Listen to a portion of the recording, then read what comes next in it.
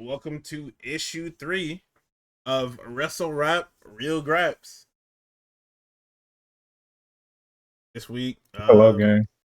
me and Tux are gonna be going into it's post Rumble, so we're in the full swing of WrestleMania season. Yep. And honestly, I'm not gonna lie, this is probably like the most boring week of TV for me. I don't know. I was Yeah, I was about super to say. fucking strung out after a while. Like niggas just it's been a week. It's been a week of me just looking at the TV and being like, wow, a lot of you niggas probably should not have any booking power whatsoever. Yeah. All right, you watched SmackDown? Because I actually did go back and watch SmackDown. I did, and I wrote some notes on it. So I'm not gonna lie, they gotta take this shit off 3 hours. I'm so dead ass. They gotta take this shit off 3 hours. Why is it 3 hours? Because I know we're back on USA and you have the option to, but there's no reason for it to be 3 hours. Exactly, nigga. The USA needs TV. They need TV. Mm-mm. They ain't got nothing. Modern Family is over, nigga. They ain't got... Modern Family over. Suits is over. All them funny little USA originals is over. It's done with, bro. I ain't got no scare tactics? The fuck? That's You sci-fi, start rerunning nigga. Is it? Yeah. I could have sworn that shit was sci-fi. What? It might be. You might be right. Let's see. Gear Tactics, Hidden Camera Show. Yeah, sci-fi from 03 to 2013. I think it was an ECW watcher. That's what it was. Yeah, I don't know. I swear there was like a new one that Jordan Peele was like producing. Oh, yes. No, you're right. I see it here. It started last year, yeah. That is crazy. Yeah, start rerunning that shit, bro. What the fuck you guys doing? This shit does not need to be no rerunning. This shit is still going. Well, start rerunning old episodes. If you don't have any new ones, start rerunning old episodes. This shit does not need to be 3 hours. 3 hours. I don't think it's ever. Maybe like when fucking Roman was around and you had Cody, Roman, and no way. You tell me you want a 3-hour SmackDown when there was nothing, when they had actually nothing. When they had, bro. At least, like, I can see why they're gonna go 3 hours, because if you have Cody, Roman, and Jay all on the same show, fucking with all those fucking intros combined, the shit's at least gonna be like an extra 30 minutes. Other than that, let me pull up the fucking, what was the card? What day was it? Last Friday, was it?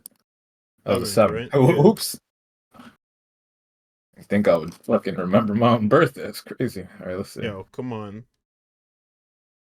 So, Jay and Cody come out to talk about WrestleMania and to start stroking each other. I mean, congratulate each other on just how much that they've done. Crazy.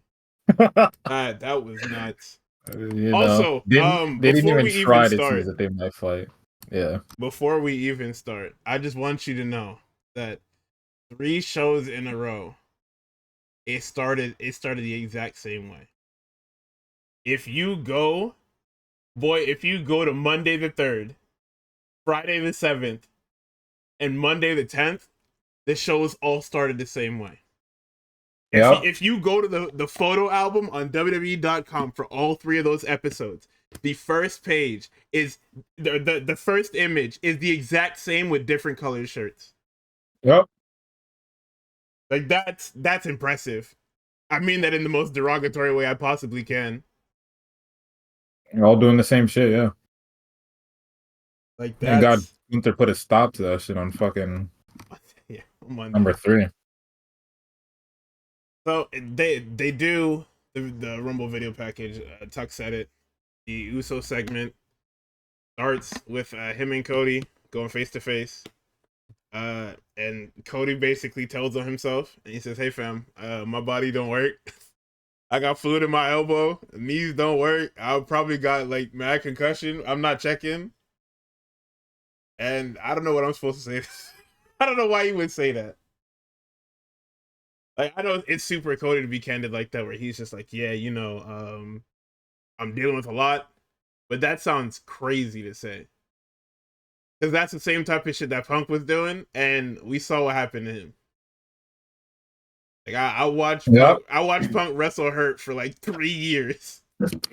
Because fucking Cody, like, yeah, I'm all fucked up. And then at the end of fucking night, he has a goddamn match against Jacob Fatu and Tama Tonga. So it's like, are you fucked up? Is your doctor a quack? Like, what's going on? No, he's telling. That's the thing with top guys. They're gonna tell the doctor, yeah, you don't get it, and walk out of the fucking the practice. He's talking about, yeah, I gotta go wrestle a match tomorrow, fam. I wouldn't. Hey, I gotta wrestle a match tomorrow. Need you to understand that. And walk out. They do get interrupted by Tama Tonga and Jacob Fatu. And I mean, Jacob just walks up and he's like the coolest motherfucker ever.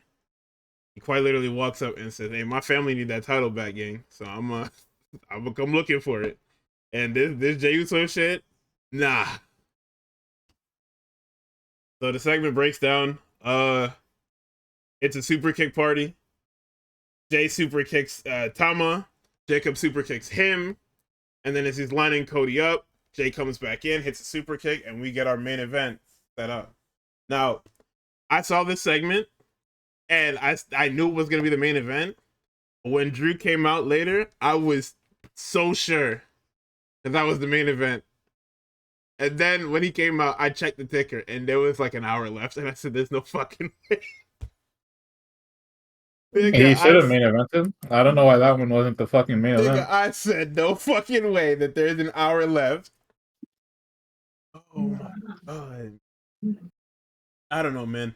This Jey Uso shit is really like, it's already starting to weigh on me. He's opened the show 3 shows in a row, and I can't fucking take it. How much you want to bet he opened the show up tomorrow, even though he already picked his shit? You better not be anywhere near that fucking that stadium, bro. At this point, all bets are off. They're just gonna show up wherever, whenever they want. I can't say nothing about it because fuck me, man. I get it. You know, gotta go to Raw, size up the champion there. Gotta go to SmackDown, size up the champion there. Even though we all know you weren't fucking picking him, you already spoiled it and said, "I can beat a Moose. I can beat Gunther." So it's like, why would you even bother? Unless you just wanted at the press conference. You sat down in that fucking chair and said, "Yep, that's the one," and they looked at you crazy. Oh my! So if he's on next to tomorrow, there's actually no reason for him, especially because they won that match too. Like, bro, fuck off. Yeah, I don't know. I'm glad that this. I hope going forward that the brands are actually separate. We can get something done. Only thing I would change booking philosophy wise is actually book the shows different. Like, I like that SmackDown is doing the triple threat qualifiers as opposed to just like a singles match. Yeah, the one-on-ones. I feel like it makes it feel different. Like, it sounds like a fucked up idea, but it makes it feel different. So yeah. So first match of the night, what you got? It was. What was it actually? Oh, Bianca Belair and Piper Niven to qualify for the Elimination Chamber. Bianca wins. Jesus, you didn't get nothing from the match. Oh, I got you. I can feel it in here. What do you got from it? So I mean, it's a hot start. They're brawling. They do another braid spot because it's a rule of thumb. If you're in a Bianca Belair match, if you're part of one, you absolutely have to interact with this fucking hair. Yeah. So then we get that amazing spot that I love so much, where the Haas runs full speed into the smaller opponent and crushes them up against the fucking LED board. And then we get a crossbody from Bianca for a 2 fall. Piper hits a Bossman Slam for 2. Bianca hits a really shit spear and he gets a 2 count. Piper goes to the top rope, which is like fake. And then she gets caught in a KOD attempt. And then, I mean, she just hits the KOD and that's the match. And very by the numbers Bianca match. I think it's time to not put these two together again. I think we're done. Yeah, because Jade Cargill's coming back. Yo, what? Who? Ew. What the the fuck? That's not the reason why. Give a shit about it. I could give a fuck about that. You can't just drop the plot line. What are you doing? Yes, I fucking can. So what are we gonna do with Jake? I don't care. I hate her, bro. Yes. I hate Yeah, niggas that can't wrestle being on my fucking TV show. Oh, my fault, crazy. bro. My That's fault. crazy. I don't want a nigga that can't wrestle on my wrestling TV show. God forbid. Fuck, I'm insane. I forgot. I'm a madman. All right. So I mean, Katana Chance and Kaden Carter are transferred to SmackDown. I think Mello walks in and he starts talking shit, and they're like, "Yo, this nigga is rude as fuck." Yeah, my goat. He's talking to all this, and he's like, "Yo, no more of these cross-brand shits. I beat Strowman. I beat who the fuck else did he beat? Line. Don't remember who he beat. But anyway, Tozawa walks in, and he's like, "Oh, this is gonna be okay. I hear you. Hey, this is gonna be a slam dunk." Or no, sorry, he said it's gonna be an easy shot or whatever the fuck it is. And Tozawa was like, "You gonna airball like shit, gang." My goat. So He thinks he's Carmelo Anthony. So then we cut to the ring, or not? Yeah, actually, we do cut to the ring. DIY comes out to call the gun shit, saying, "Hey, we beat them not once but twice in one night to retain our tag team championships." I don't believe they mentioned the Street Profits, but they're chatting it up, and the boys come out. Pretty Deadly come out in the craziest fucking gear I've ever seen. I don't know what it is, but this hot Cheeto red and orange, yellow. Yeah. That shit, it was insane. Gotta make sure people at the top of the stadium can see him.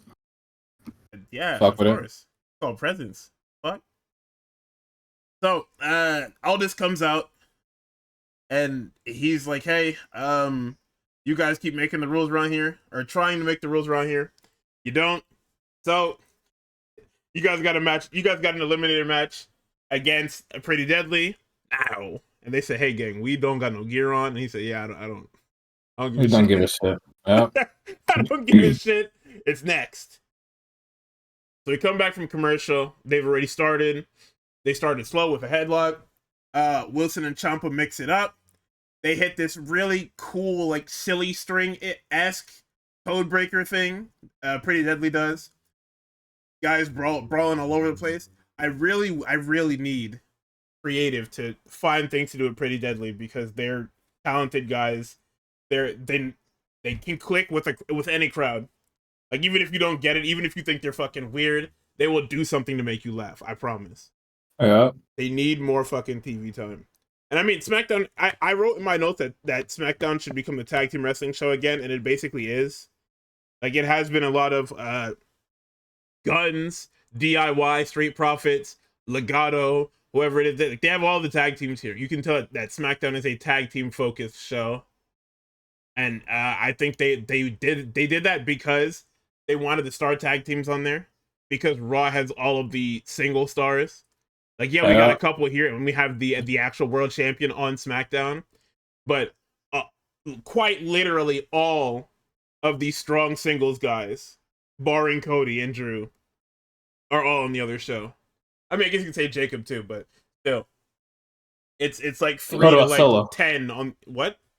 What about Solo? What about Solo? Watch out, man. What? I know, fam, when he took that fucking hood off, I know you seen Twitter. I did, nigga. I know you seen everybody be like, "Oh, nah." I think I was playing something. I checked Twitter for a second. They're like, "Oh my god, Solo's back." I'm like, "Damn, nigga, already?" What? Man, I came home from work, and I forgot that this shit was 3 hours.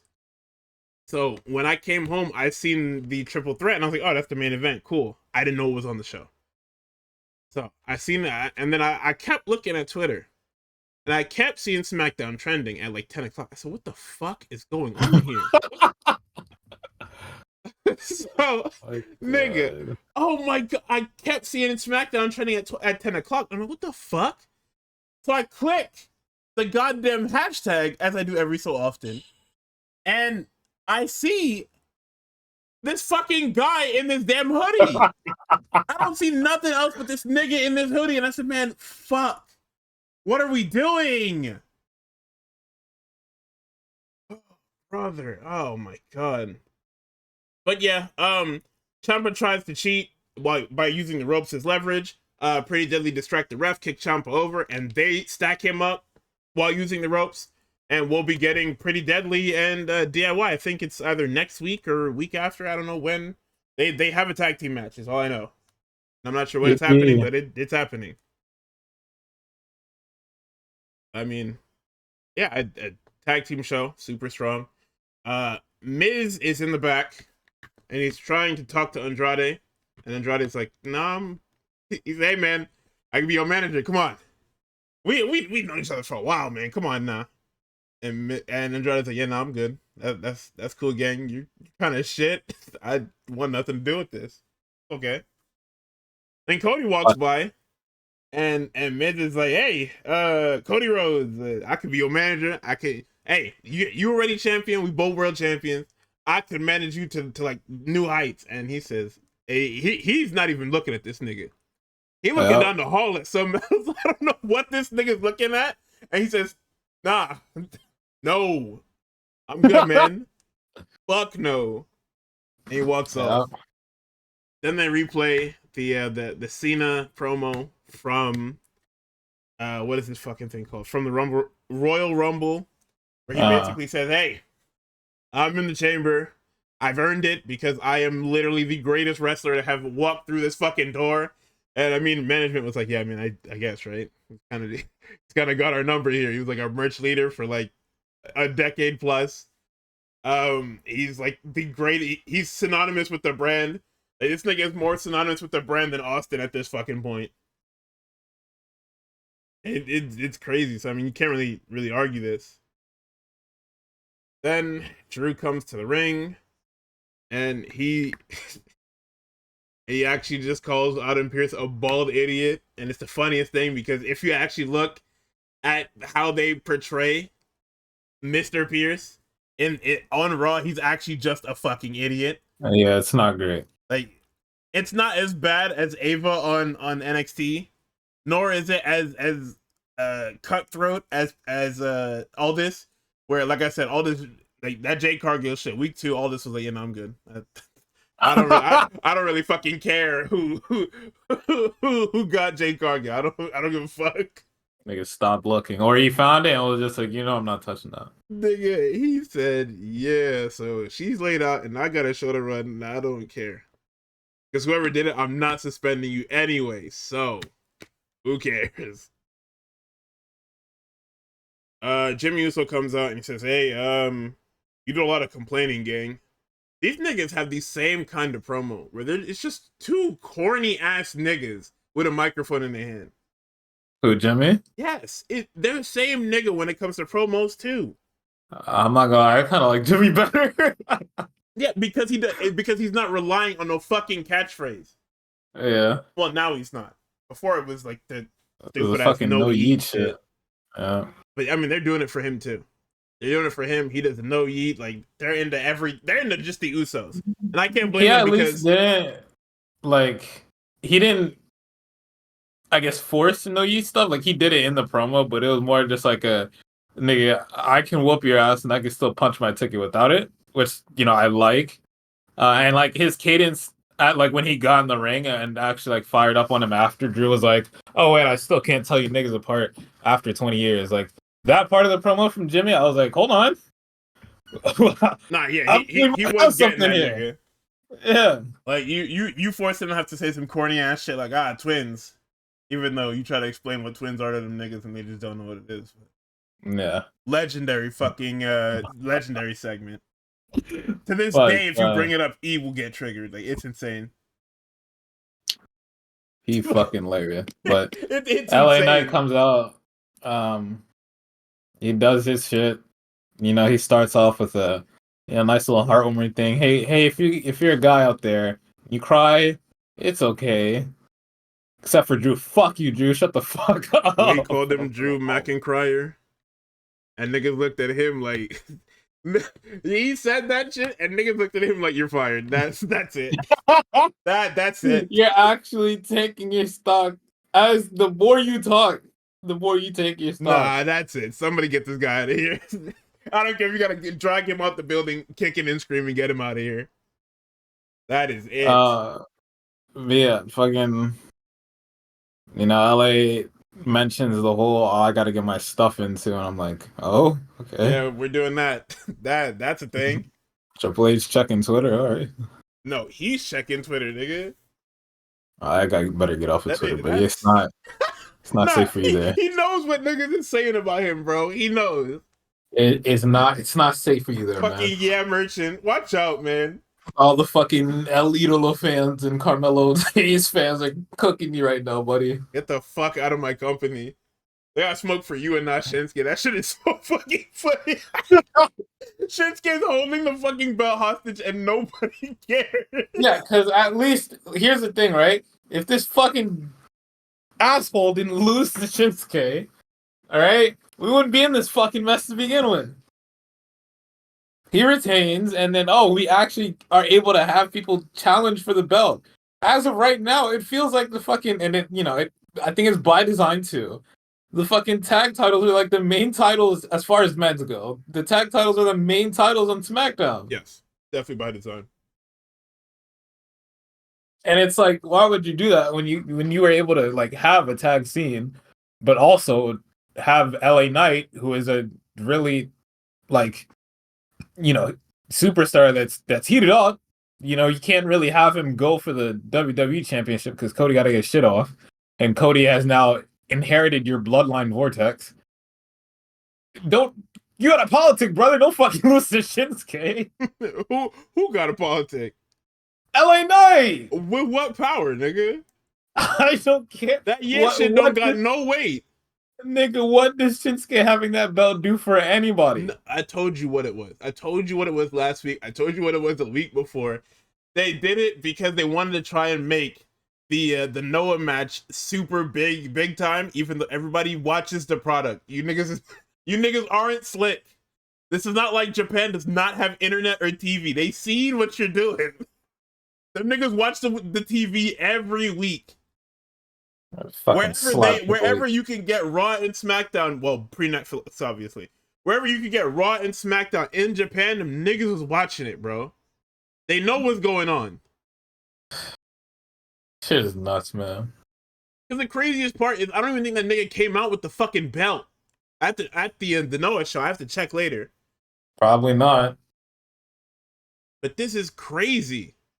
Give a shit about that belt in Japan, bro. Fucking. It don't mean nothing, and it's ugly. Yeah. Not only don't it mean nothing, but it's ugly.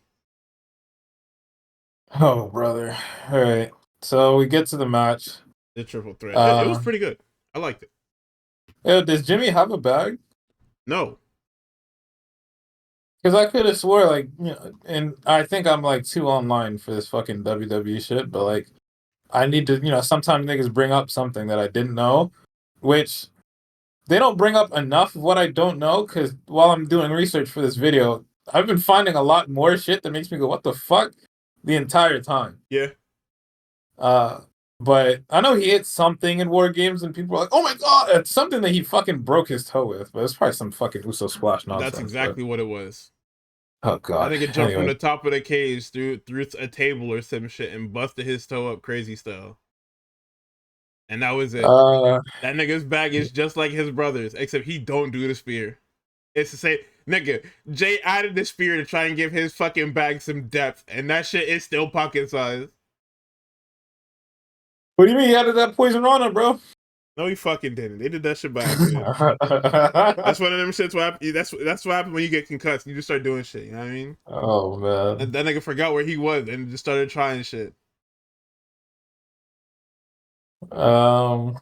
There were a couple spots in there that I liked. The fucking McIntyre assisted superplex to the two of them. I thought was fucking fantastic. That goddamn Tower of Doom spot looked fan-fucking-tastic. It was fucking awesome. The finish was kind of weird to me. Nah, I think it was brilliant. You think so? I think how they set it up was bad. I think having Drew like thrown out to the outside and super kicked onto the table and then going right to the finish is crazy because then he just knows how all your shit, sprints into the ring and blows LA Knight's head off. Because when it happened, I was just like, wait, what the fuck? Because like, the fucking whatever his finisher is called. He goes for LA Knight goes for the BFT on Jimmy Uso. Drew materializes in the ring mid Claymore and blows LA Knight's head off, which sets off the BFT, knocking both of them out. Yeah. Like that's the type of shit it was. So now you've hit the double finish, and then Drew wraps it up, which I think is brilliant. I liked it. Yeah, I'm glad Drew is going through. Yeah, I mean, listen, pretty good. You can't say that because them other niggas had no chance. There was a 0% win rate. You know how they got the little fucking graph during the sports games? Yeah. This shit never had nobody else's name on it. Nigga, you look at that graphic and it's a foregone conclusion. That's what you're gonna learn to realize. The more you watch this shit, the more you see a match graphic and go, "Yep."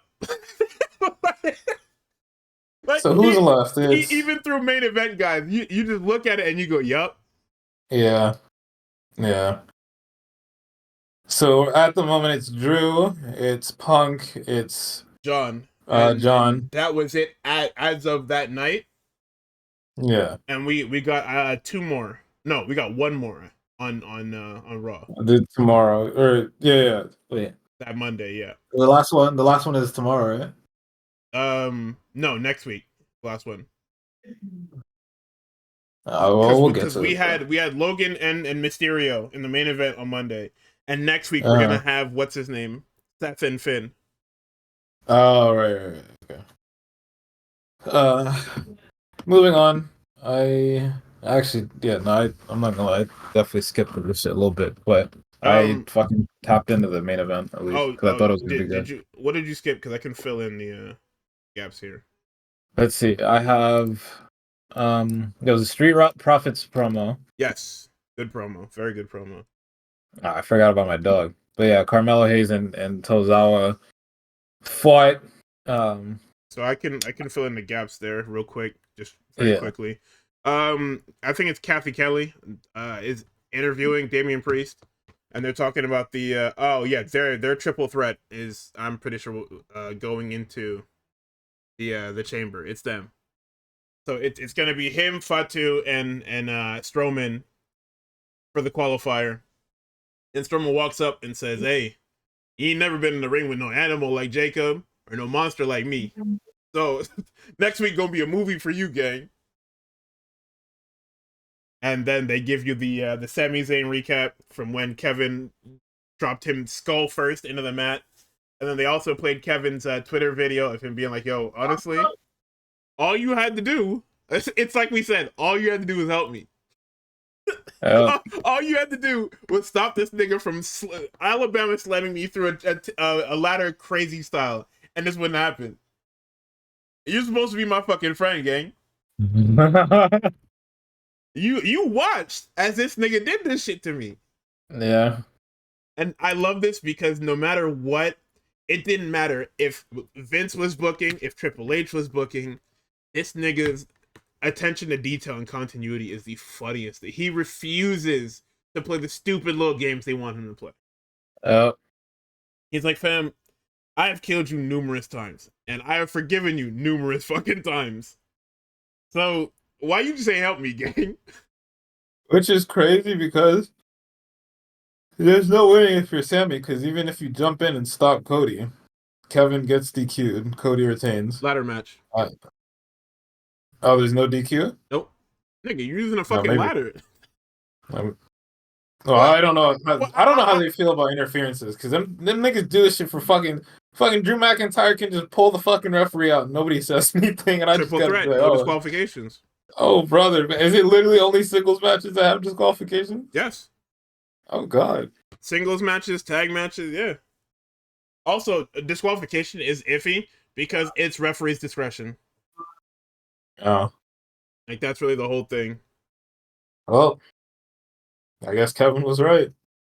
Yeah, no, it was literally, "Fam, why did you watch him kill me, crazy stuff?" Oh my gosh, are you okay? Get somebody out here. That shit was crazy. Kevin was right. I'm already done. Yeah, I would have hit you with the craziest pile driver ever if you did that shit to me. You let this nigga murder me. And he's saying this while he's like all bruised up. His eye looks crazy. He's got the stitch over it. Man, shit. Yeah, nah. Injustice for Kevin, man. Yeah. Then we get to Tozawa and Carmelo Hayes. This is gonna be another one of these things where I fucking say, please give my guys a chance to work.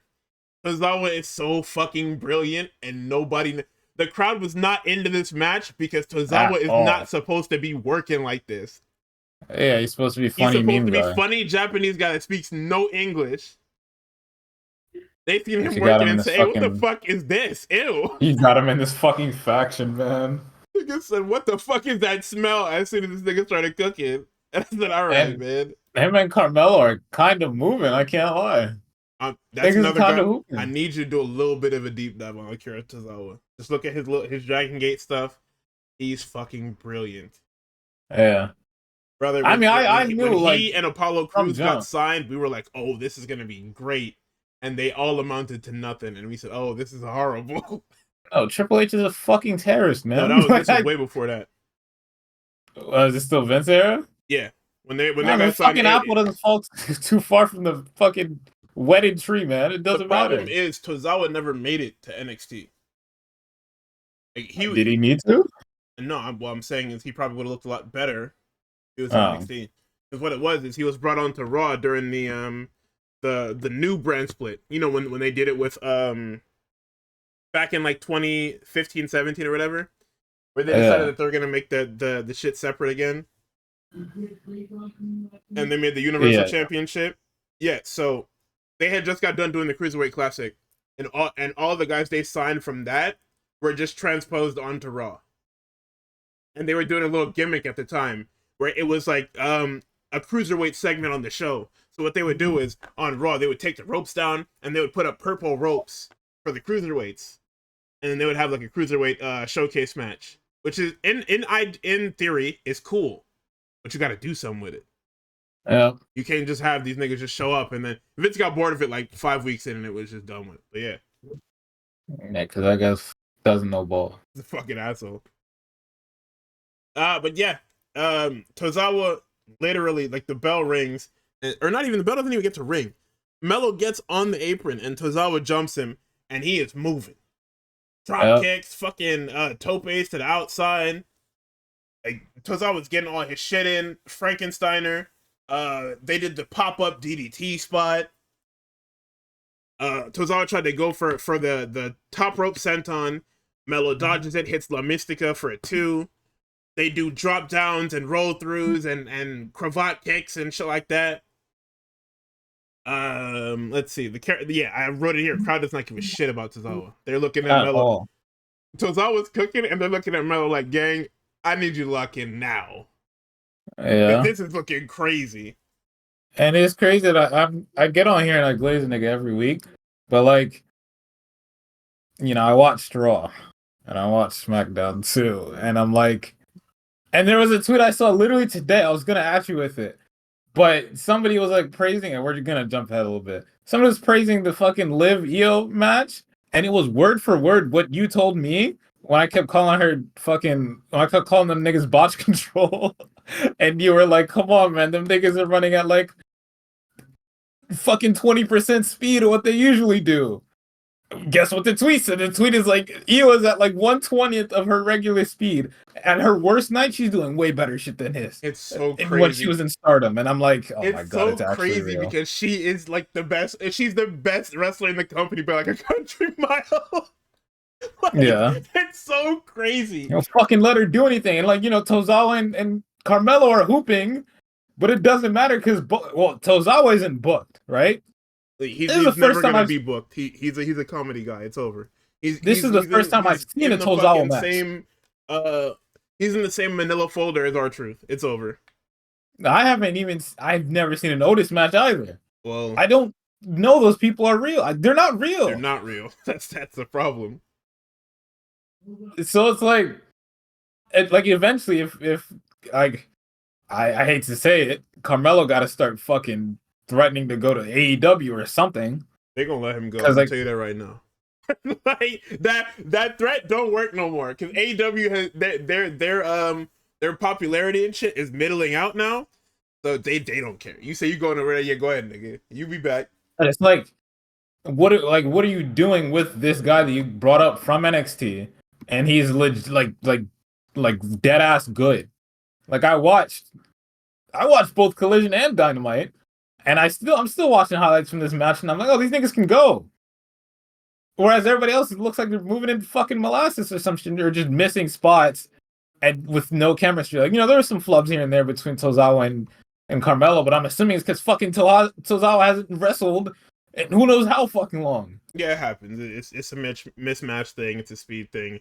But to finish the matchup, they hit a sunset flip power bomb from the top rope, and then Melo hits the damn clothesline into the reverse DDT into nothing but net, and then ball game.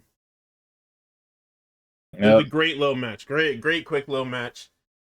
These guys are workhorses. Like I said, I wish that we could insert Tozawa into any.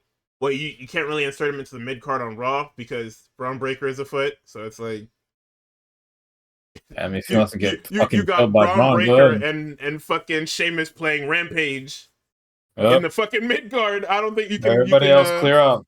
Get out the way. Just yeah, get out I don't think you could insert Tozawa into that logically. And then on SmackDown, it doesn't exist, so you can't really insert him into something that doesn't exist.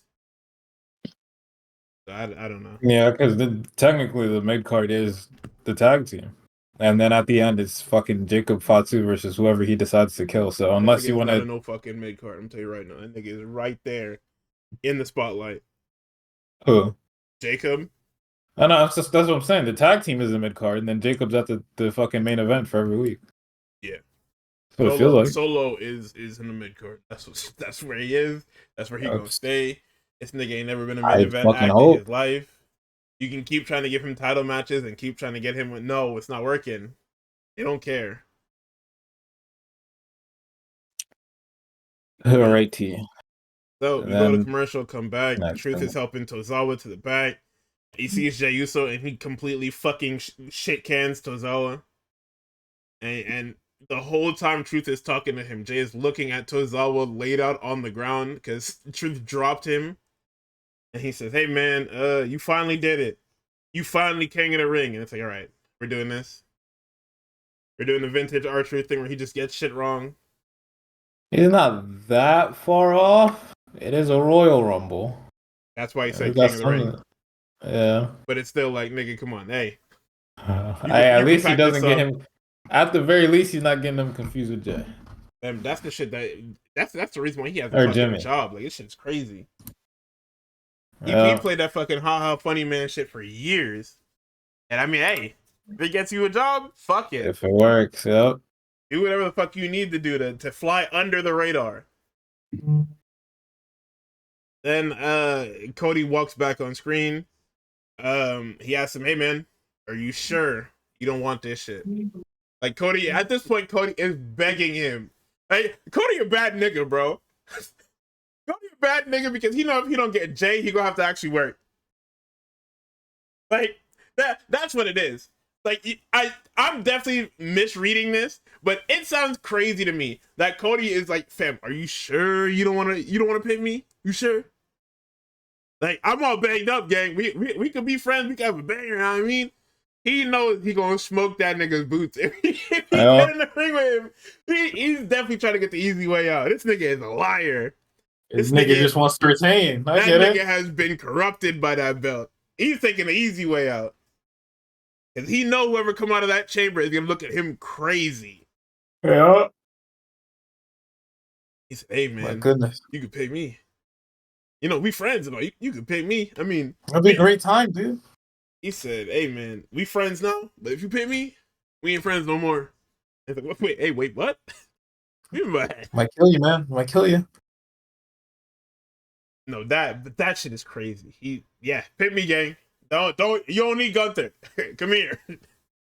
I need this, bro. I need an easy time. My elbow hurt. My back click. These other niggas is gonna turn me inside out, gang.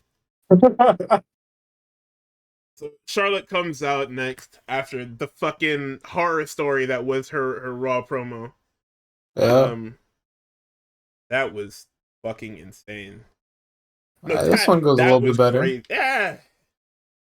So she comes out, niggas are cheering, and because I didn't think about it till I was listening to the Observer, and Alvarez was right, yo. They wrote that script for her, and they said, all right, so they're probably gonna boo you again because they booed you on Monday.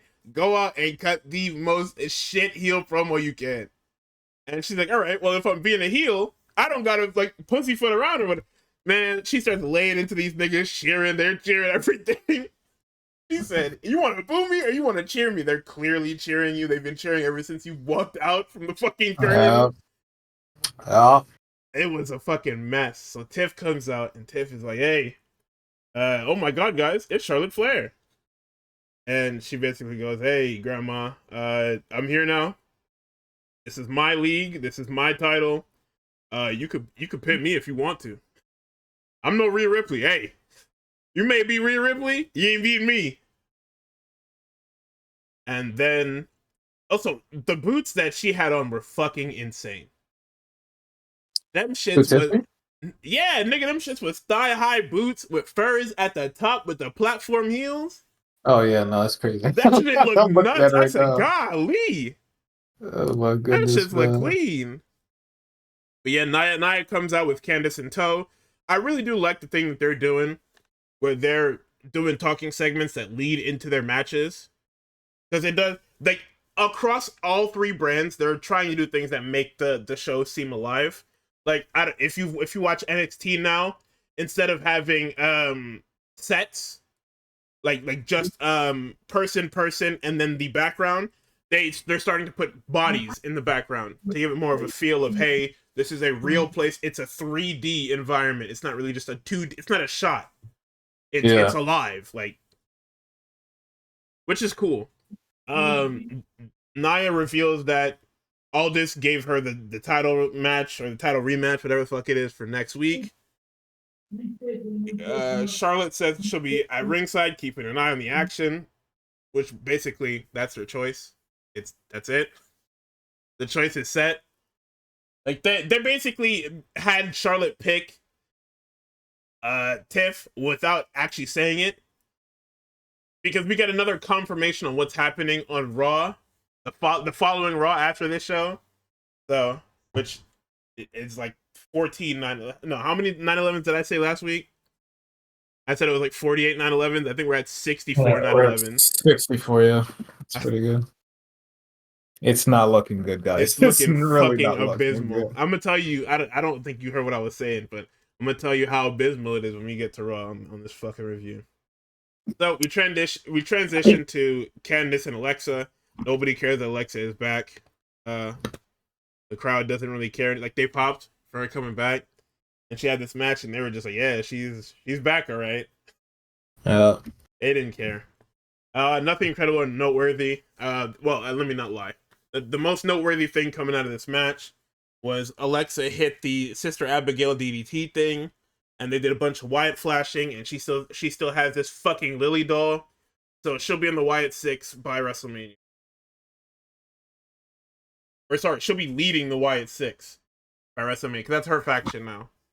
It's not hey, that Bo Dallas shit, that Uncle Howdy shit was cool. That Funky Fred shit was cool. Pack it up, gang. It's up for you. It was fun while it lasted. What, not having Wyatt 6 on your TV every week? Oh, no, I meant the Wyatt 6 being the way it was. I mean, we had a good little feud with Final Testament, what they're called. Ew, nigga. I don't want to fuck it up again. Yes. Ew, nigga. You had some cool vignettes where they had the Miz like old dude in the Batman Part 1, where it was a nigga in the church. No, that was crazy. Nah, whoever shot that was crazy. They had him like old dude over there. I was just like, oh my God, the Miz. Why do they have him in the Silent Hill subplot? Whoever wrote that was crazy. I do like that it was Miz in there, But it's one of them things where it's funny in hindsight, but then you gotta remember it's a wrestling show that you're watching. So seeing this shit don't move you as like it's supposed to. Yeah, that's just a lot of these shows recently. Triple H is starting to fucking lose it. Like a month ago, niggas was singing his praises, and now everybody's like, "Wow, actually, this guy fucking sucks." So we get a Chelsea Green segment where she's backstage. I believe she was being interviewed, and then Michin and B-Fab walk up, and they're like, "Hey, gang." B-Fab's like, "Yeah, I want revenge for what happened in the Rumble." And Michin said, "Yeah, I want a 4th attempt at this fucking title. Please give me." Dude, what the fuck? What is going on? And then Zelina walks up as they walk off, and she says, "Hey, that title looks pretty good, gang. I'm taking that." And afterwards, Chelsea's like, "Yo, I thought I told you to get me a fucking like security so these uggos don't speak to me." And then Piper retorts, "Hey, I didn't know that this many niggas hated you. I'm not gonna hold you." Man, she's fucking menace, dude. So we finally get to your main event. Cody Rhodes, Jey Uso, Tama Tonga, and Jacob Fatu in a regular tag match. But before then, they cut the Street Profits have that little promo where they said, "Hey, the Guns, y'all did this to yourselves. If you niggas never gave them a title shot and just waited for us to come back," which is fucking insane, by the way. That is insane logic. Dawkins was fucking hurt for I don't know how long. You niggas thought about them. All you had to do was wait for us to come back. Fam, how long ago was that? That was like 3 months ago? You think management was gonna let them just like do nothing for 3 months? Oh, if y'all didn't give DIY a shot, we wouldn't have been in this problem. See, it's mad niggas teasing breaking up and shit like that, but we've been 10 toes down since day one. It was a super hot promo. These guys are gonna go on a fucking tear, and I'm ready for it. Yeah. They ended it by saying, "And we want the smoke," as they always do. And then the Guns are ready to give a response, saying, "Hey, I mean, kind of crazy that you niggas, all you had to do is like, attack them.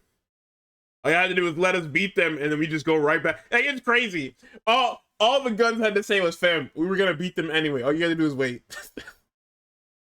But because that is kind of crazy to say, like, because it's insane. That's like the beauty of wrestling, where it's just like, oh, you got involved and you attacked us because you were mad at us, but we were gonna win anyway, which means that you were going to get your title shot next anyway.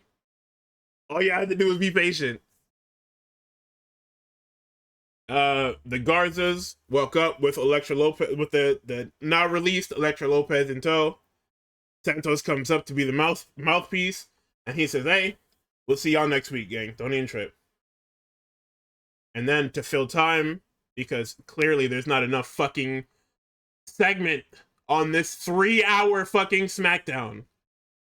You clearly don't have enough shit for a 3-hour Smackdown that you have to play a Damian Priest and a Braun Strowman promo intertwined back to back. Fuck off. I skipped through that shit. I skipped through it, but I seen Braun Strowman and I said, "Oh, there's a Braun Strowman one in here too? Alright, bet." I skipped that shit, boy. So, Cody and Tama Tonga start off just regular grappling, moving around shit. Jacob tags in. Cody tries to go for the fucking critical hit immediately. Nigga hopped in them ropes, popped up for that Cody cutter. He blocked that shit. Jacob punished him for it. Little super kick in with a senton. Wade says has one of the most fire calls I've ever heard. He calls Jacob Fatu management's worst nightmare and their wet dream, because everything he does is appointment viewing. Yeah. That shit is hard. And Jay hits the hot tag, and he hits every fucking Uso ability he has. You ever played a fighting game on mobile, like where they got the little buttons you could press for the moves? You never played one of them? No, I played him. That's what he does with this hot tag. He hits his little clothesline, he hits his super kick. All the Uso-isms. Uso splash, Simone drop. Yeah, we fast forward a bit later. Jacob and Tonga hit a Wasteland Tope combo, which is hard, because I didn't even know that Tonga could get that high on a Senton Atomico. That was insane. Cody gets the hot tag in. He hits the power slam, disaster kick. He flawlessly hits a super Cody cutter, and Jacob said, "Yeah, that's cool and all, but I'm kicking out at not a barely won, nigga." Not only did he kick out, he fucking pushed Cody, damn near lifted him, bench pressed him over the fucking rope. Boy, he said, "I'm not that super Cody cutter shit work on regular niggas," and guess what? I'm not. So the crossroads was blocked into the corner. Fatu misses a high body splash. He gave me fucking war flashbacks because that's how Cesaro lost his two front teeth. Oh god. Yeah. And Tama Tonga tags in. Tama Tonga hits this crazy guillotine DDT. Like he jumps into the guillotine position and it's just a DDT, and I think, oh damn, what the fuck? They hit a suicide dive. We go. Tama Tonga Jay hits a suicide dive on the Jacob, knocking him out. And because it's Tama Tonga in there by himself, foregone conclusion, crossroads into the 3 count. So they're celebrating. Before they could even like actually celebrate, they go. A nigga in a hoodie walks up and lays Cody out. You can see it Solo before he actually does anything because hard cam. And that's how they closed a 3-hour Smackdown with the return of a nigga who nobody wants to see. So y'all so lucky that USA needs TV. Yeah. This shit should not be televised. Y'all brought Solo back on my TV before WrestleMania. Y'all so lucky that USA needs TV. If I'm the exec at USA and I see that shit, I'm cutting y'all back to 2 hours. Don't disrespect me with that shit again. Don't you fucking do it. My notes was Jacob getting pyro on TV is kind of fire, but it also sounds to me like and forgive me, it might be the wrong nigga, but I'm pretty sure it's a Rikishi boss call. That nigga's like, yeah, give my no type of swing. Don't give my nigga some pyro on the television. All that nigga can do is complain on Twitter and his podcast, and nobody's listening. And because I've been doing, I guess, research, well, I was just looking for footage, right? And I ended up, going on a deep dive.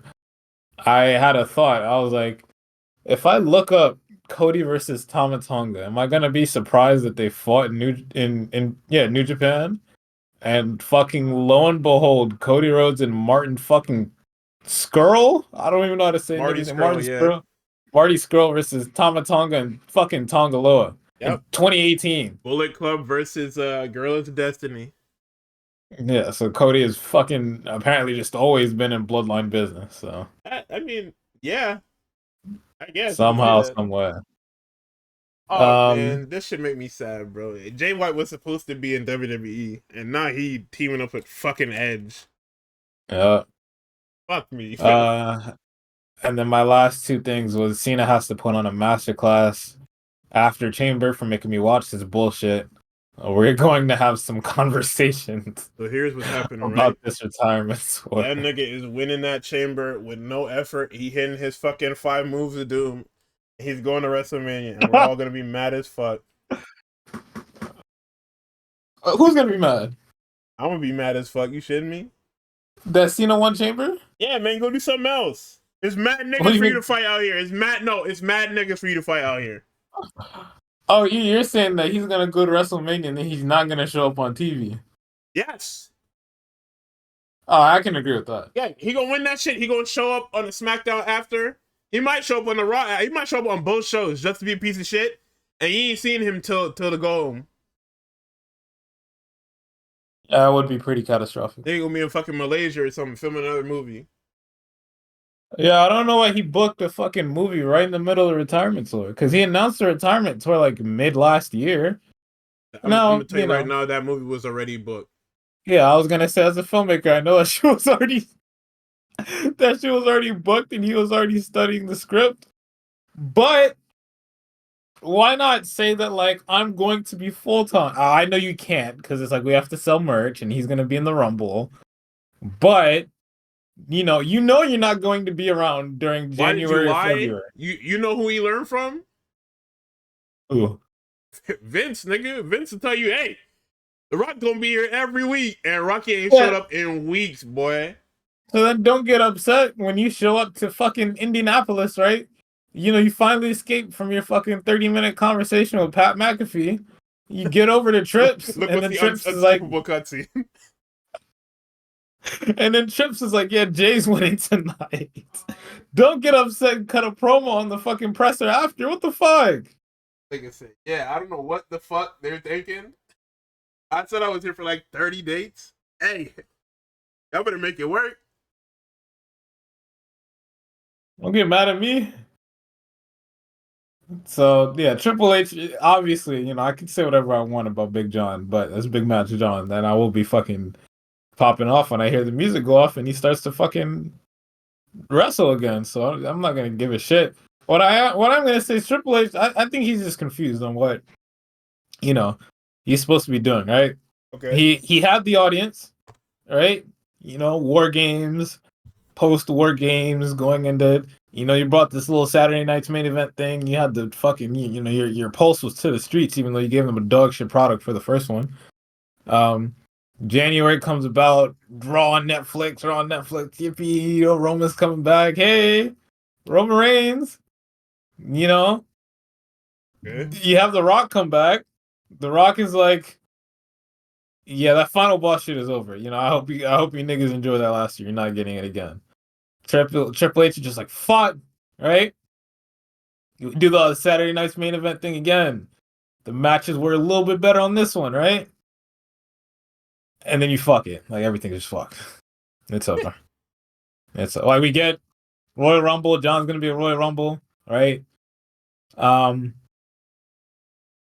Your final three is Jey Uso, John Cena, and Logan Paul. Yeah. Honestly, we can pinpoint to the downfall being before that, but like that one is when, you know, even the fucking bloodline niggas are like, something's wrong here. Hey, come on, man. Something is very wrong here. You had niggas. You actually had them. You book a spot to where it's Roman Reigns, John Cena, CM Punk, and Seth Rollins all staring each other down. Nigga, the WWE is on fire right now. Fuck we it. know it's what niggas want to see. And then we ended with Jey Uso, Logan Paul, and John Cena as your nobody knows where anything is going now. Nobody has any idea. I see a new report every day about a different triple threat that's gonna main event WrestleMania. Because they're not decided yet. They have no idea what they're doing. Because The Rock how do you, bro, you can't let The Rock and Cena. Somebody has to fuck you. Not both of them fuck you. Were they actually planning on continuing this fucking final? I mean, you know, maybe it was just like, as a viewer, the only thing that we can get out of The Rock showing up at Bad Blood is that he's going to be back at some point. So, but we didn't know he was gonna fucking play company, man. So what I heard was that nigga showed up at Bad Blood and went out there and they said, "What the fuck?"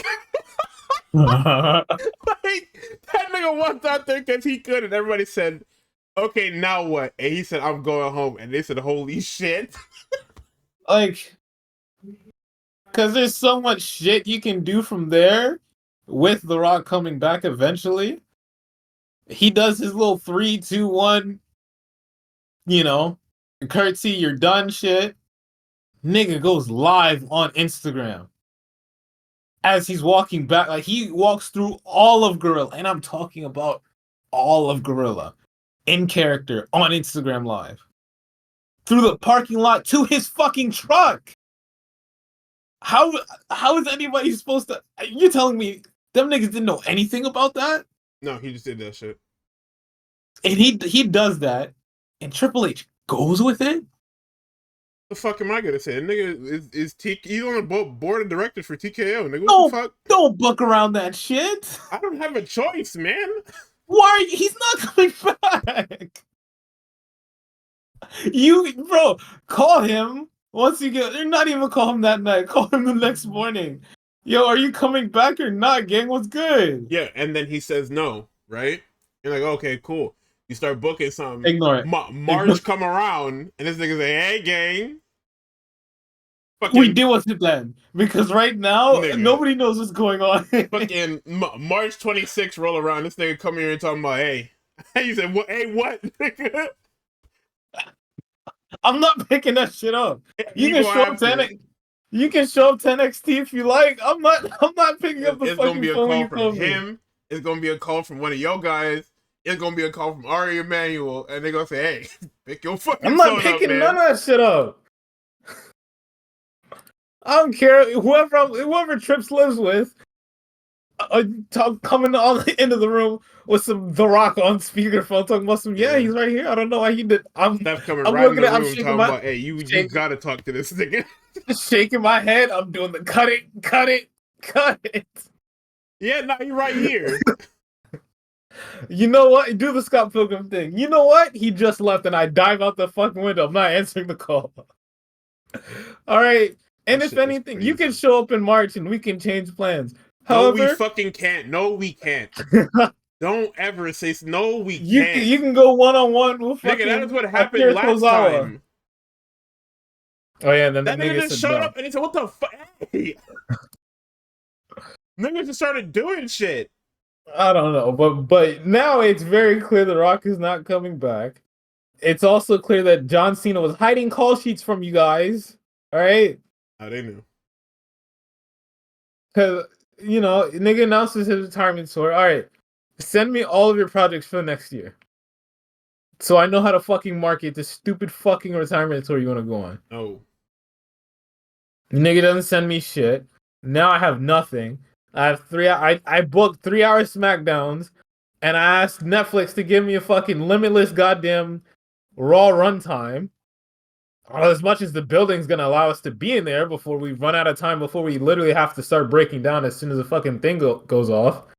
We did all this shit. And you're telling me neither of my hitters are here? Yes. Okay. He's like somebody confused the fuck out of that nigga, and you're a fucking idiot for getting confused. Fuck that nigga. Oh my god. Yeah, I mean, I welcome. And on top of that, even with like you can't even elevate like a mid card guy because nobody's getting any pops when they wrestle. Nope, everybody's asleep because the characters aren't strong enough. Like, even though we have a smarter wrestling fan base, you got them. These niggas have to work, but they can't. Well, you also don't let them do any real shit. You don't let these niggas actually like wrestle, and I hate to do that because that's not nice, right? And it's probably they probably don't quote unquote actually wrestle because the schedule is probably still shit.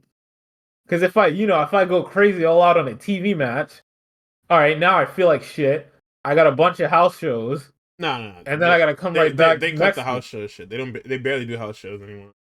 Yeah, never mind. Except for the announced dates, it's not like a crazy house tour or house show loop. Yeah, like Vince had them niggas out there like slaves, boy. Every day you had a fucking house show. So then let the niggas wrestle. Hey, Vince, I'm banged up, gang. Hey, we got a house show tonight, baby. Figure it out.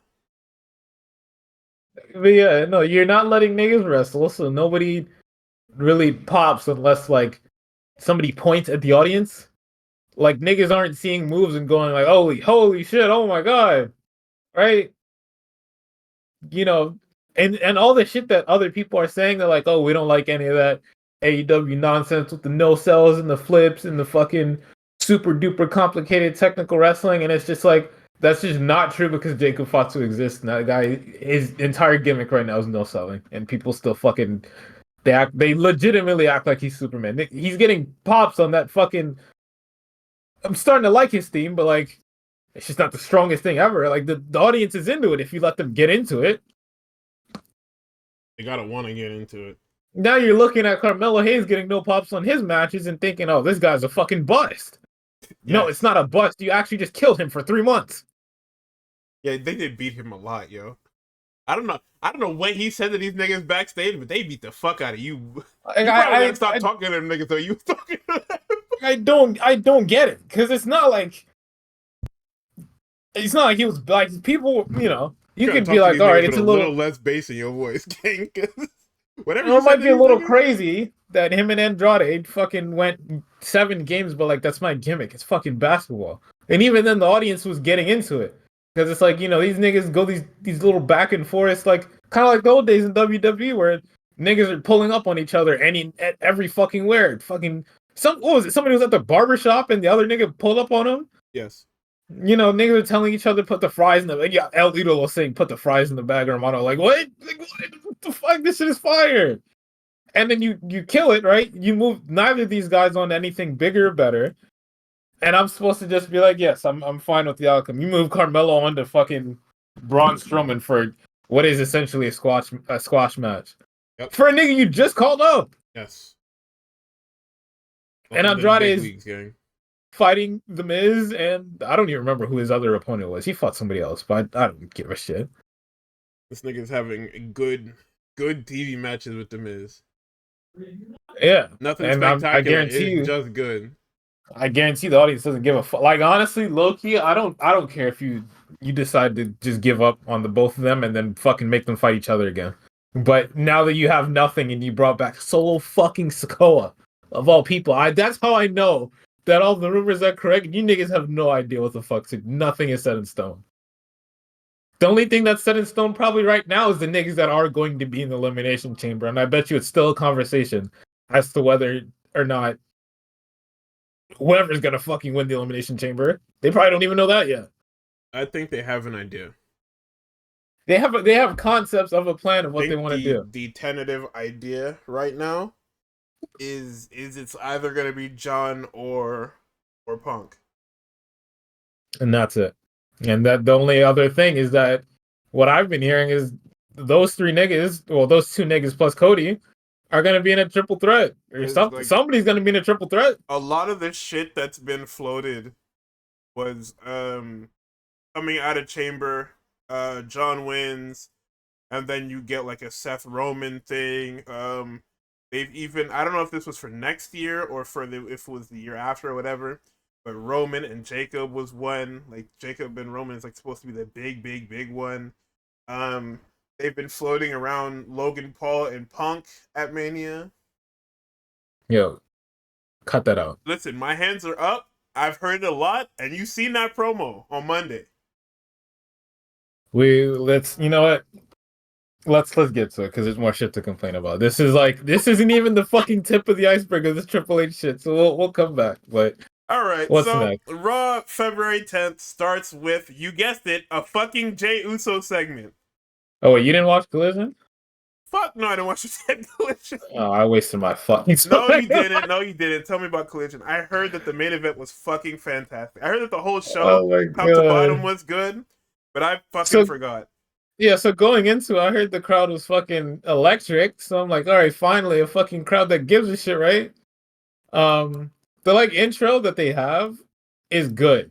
Like, I think the old school 80s shit where they flash in like little quick promos. Yes. It's better than the fucking Saturday Night Main Event one, I'll tell you that. Yeah. That's where they got it from too, by the way. This was the 8th, so this was before the Super Bowl, and in fucking, where was this? Was this Houston? Yes. I believe it was Houston. Well, I don't think it was Houston, but actually no, it might have been Houston, Texas, in a smaller arena, but it wasn't any like the notable ones. Yeah, it was Houston because the fucking Dynamite was Austin, right? I think it's somewhere in Texas, but I saw a fucking Saquon Barkley jersey in the fucking in the stands.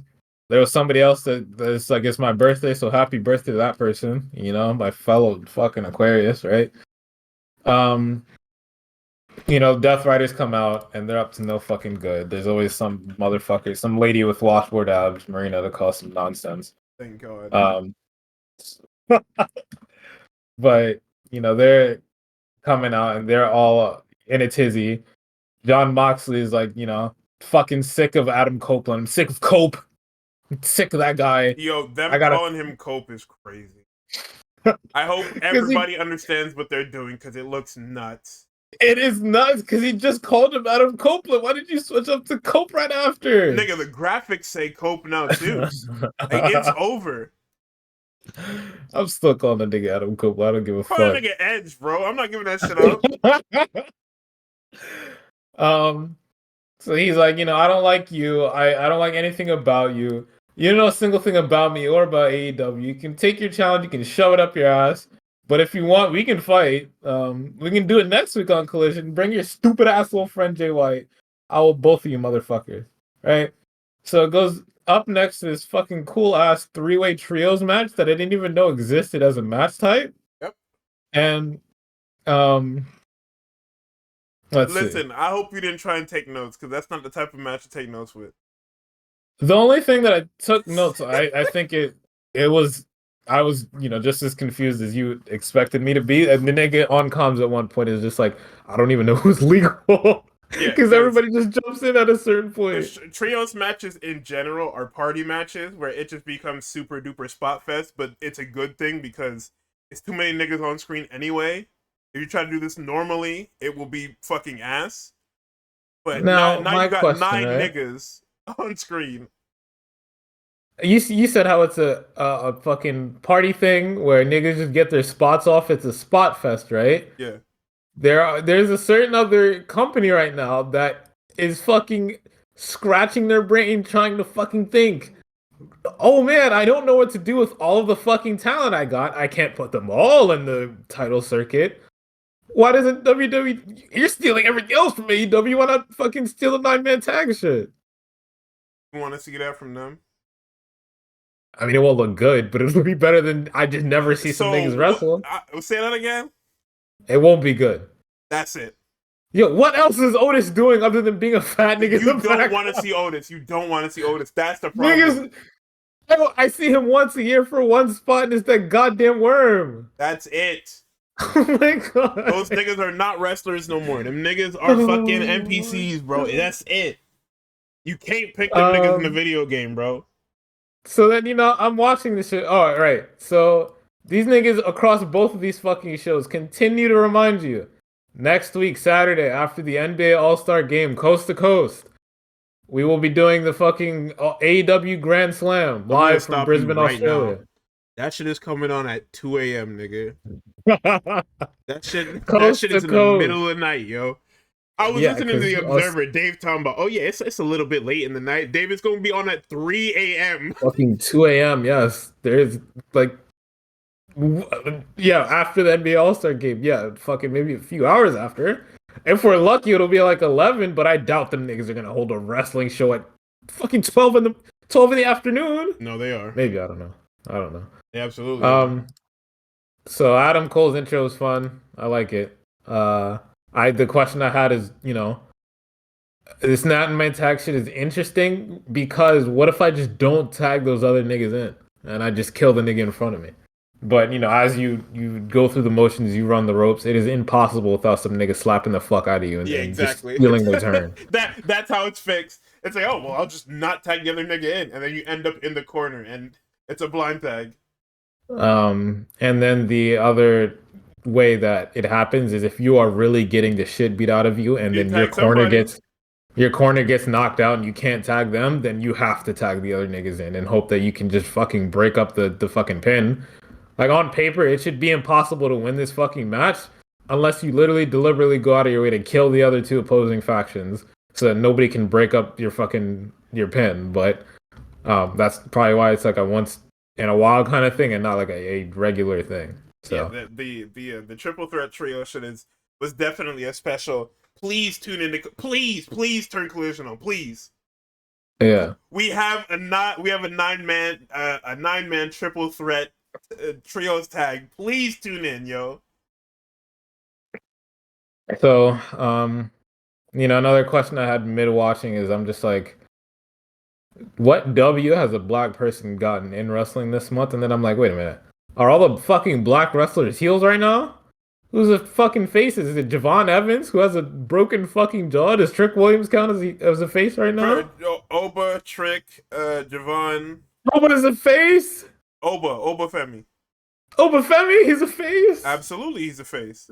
That nigga's evil as fuck. You didn't see the way that them white niggas whooped his ass crazy style in that segment?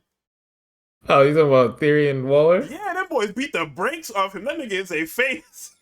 I guess Oh no, I remember because somebody was talking about when it was one of these fucking whatever the fucking shitty ass talk show was.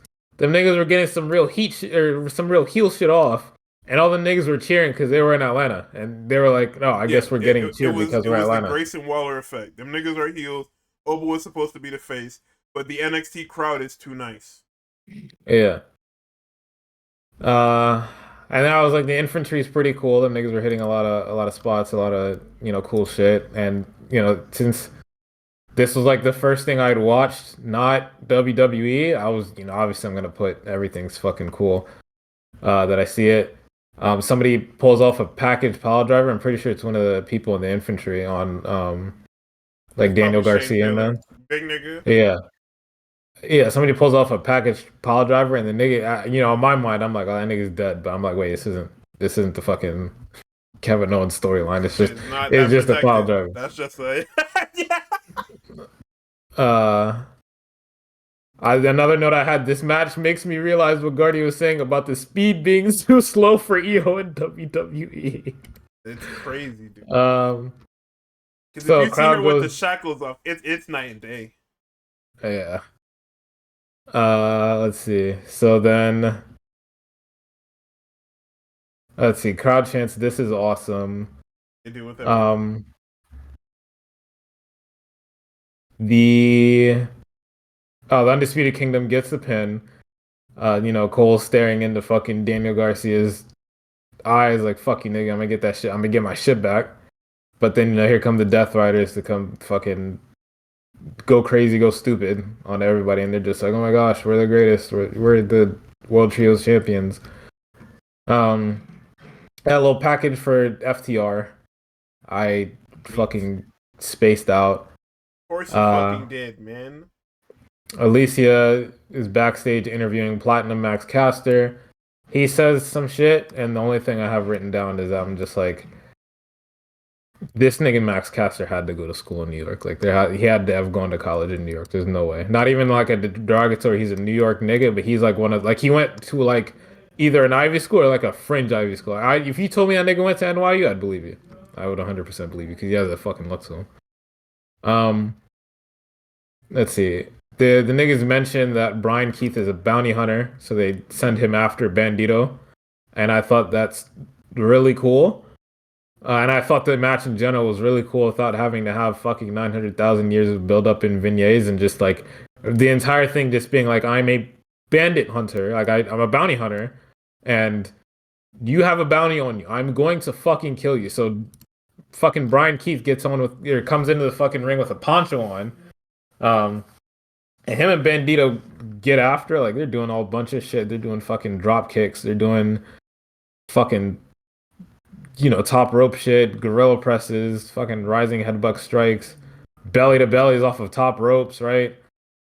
These niggas do the fucking double lariat knockdown spot, and then they get up, look at each other, and then just wordlessly they go fucking back to back and then do 10 paces, and I'm like, this is a fucking one of the coolest things I've watched this month. Let's see.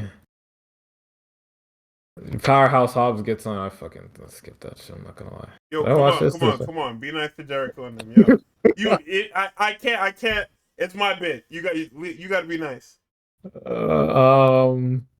Let's see. There's a squash match. LFI.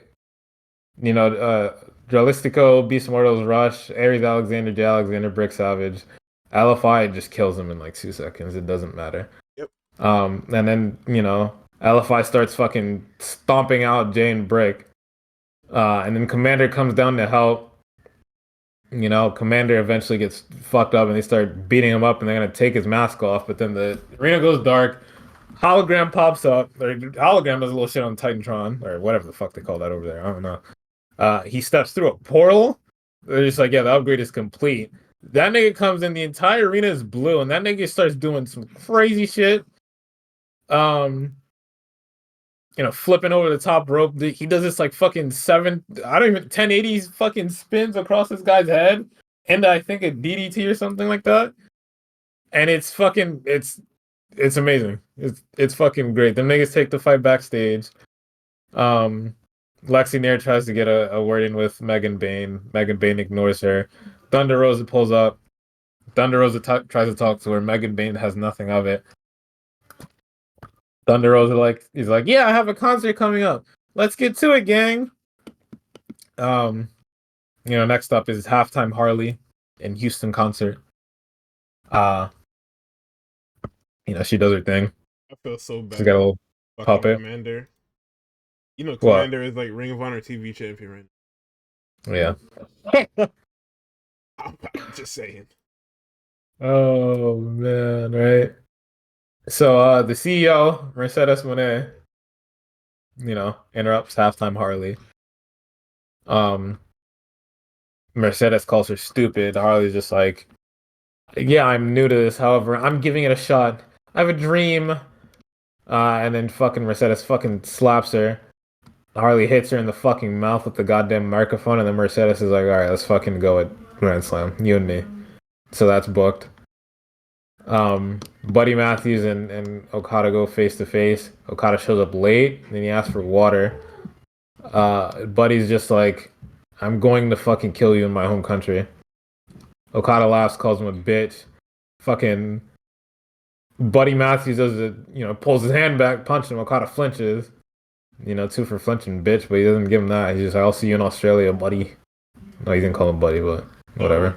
What he did there is what Okada usually does. When they get tied up in the ropes, Okada always does the, pat you down, dust you off shit, and then walks back. So he hit him with his own shit after calling him a bitch, which is his shit. So he's doing all the Okada-isms to get into that guy's head. Yeah, so that'll be probably a cool looking match. I hope. Another squash match. Dustin Rhodes kills Izzy James. Just fucking crossroads him. And I think that's it. Yeah, that was it, yeah. Cuts a little promo on MJF. Calling back to what you were talking about with just like not just having people walk out and do shit, but just like having matches happen. So it's not just entirely just like, make it seem like a real set in a real place. Like you were having people do things before. Dustin is just like, when you get out of this business, are they gonna remember you? They're damn sure gonna remember me, motherfucker. I'm gonna kill you next week.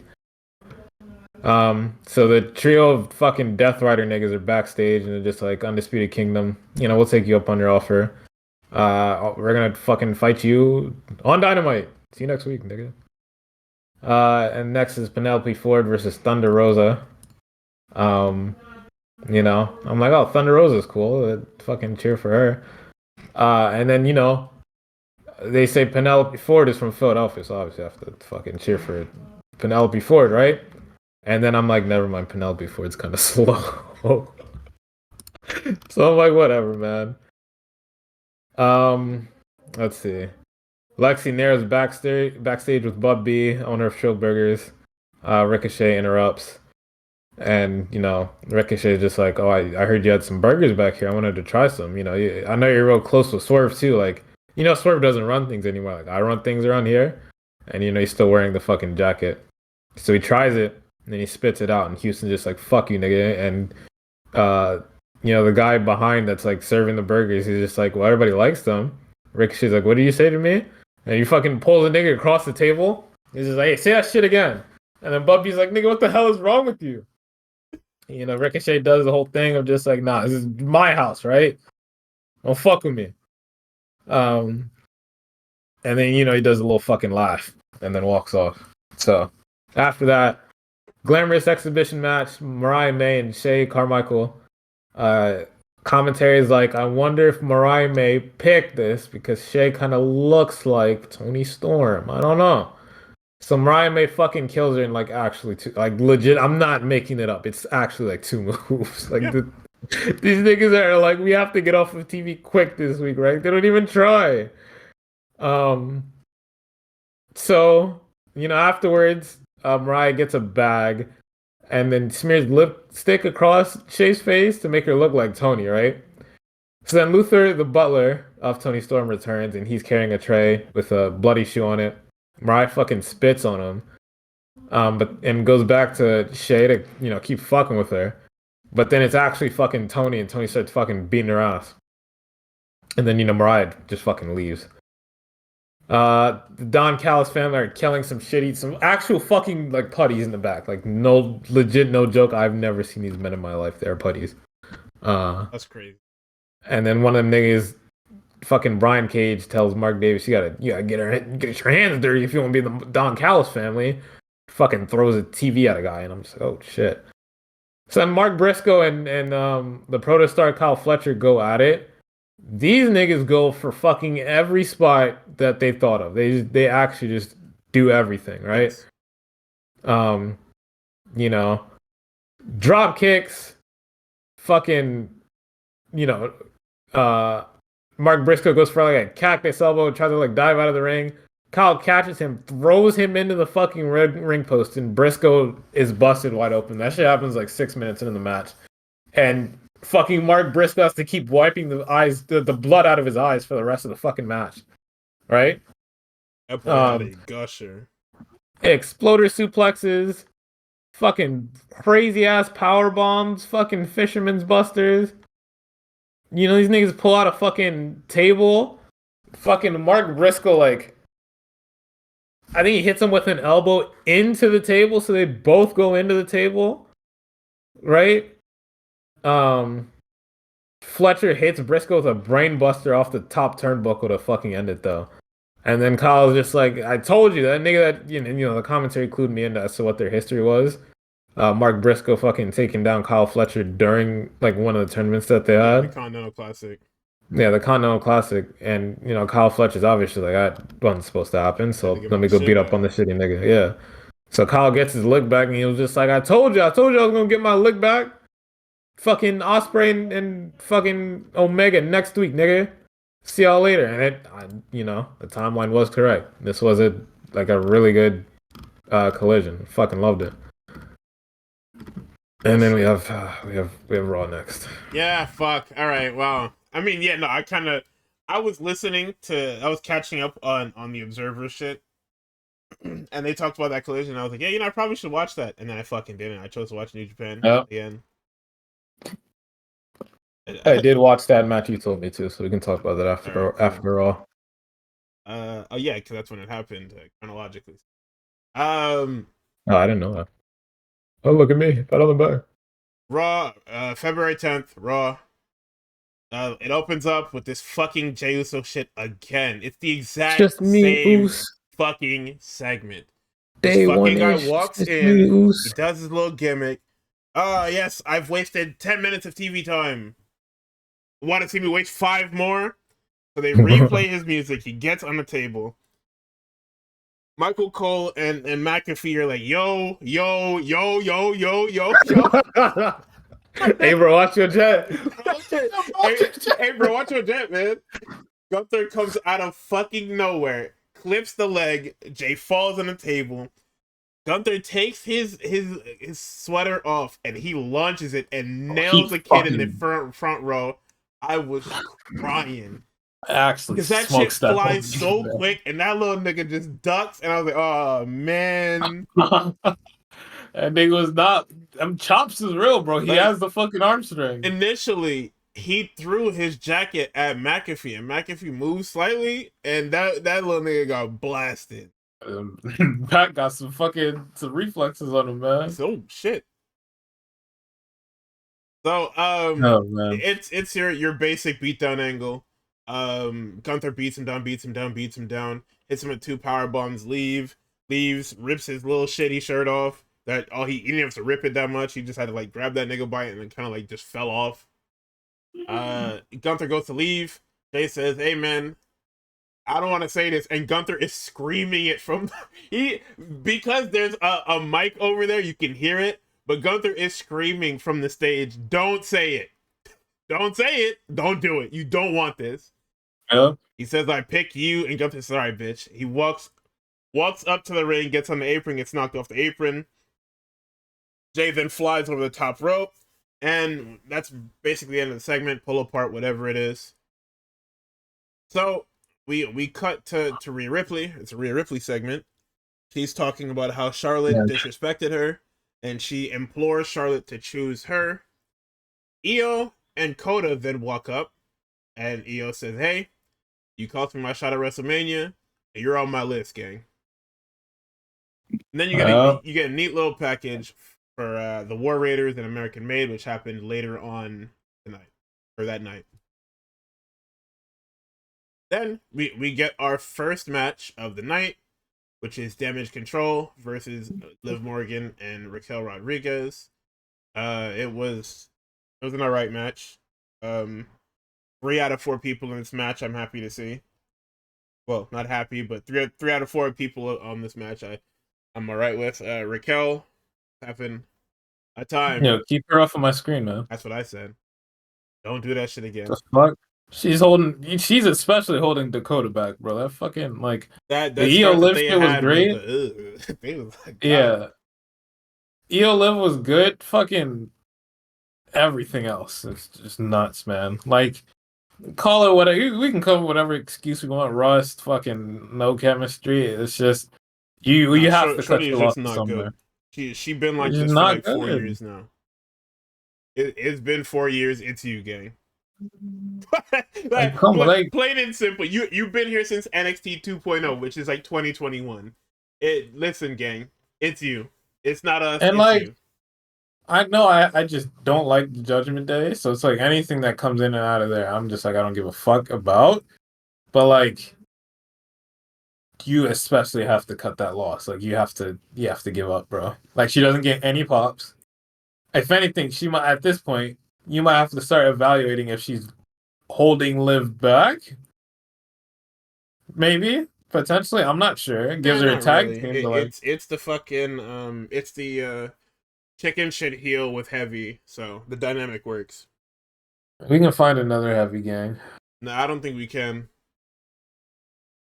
Because I don't think there's anyone that fits that bill on the main roster anymore. I think the only person that's left that you could fill that with is Jade Cargill, and we're not doing that. Yeah, because she'd be arguably worse. And then NXT, there's no one that's that big. Actually, I'm lying. You have Lash Legend, and I guess everybody's favorite Nikita Lyons, but oh fuck no. What about fucking what's her name? Starts with a Z. Zoe Stark? No, not Zoe Stark. Maybe it's not Zarya? Z. I think it's Zarya. Yeah. Zarya, she's not that big. I'm pretty sure Raquel's still bigger and taller than her. Oh, Raquel. Because Sol Ruka is just about taller than Zarya.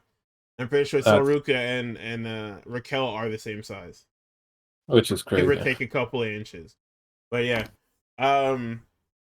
Raquel and Liv hit a shatter machine, but it looks like shit.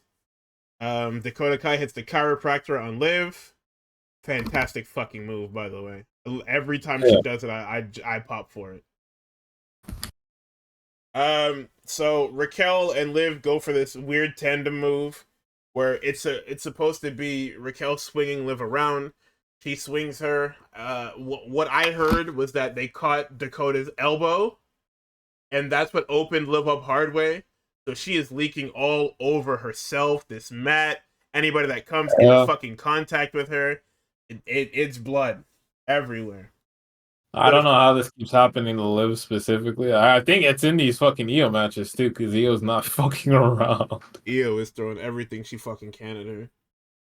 She found somebody that she can go half speed with and said, hey, it's the fucking zoomies all over again. Oh man. The EO hits the combo.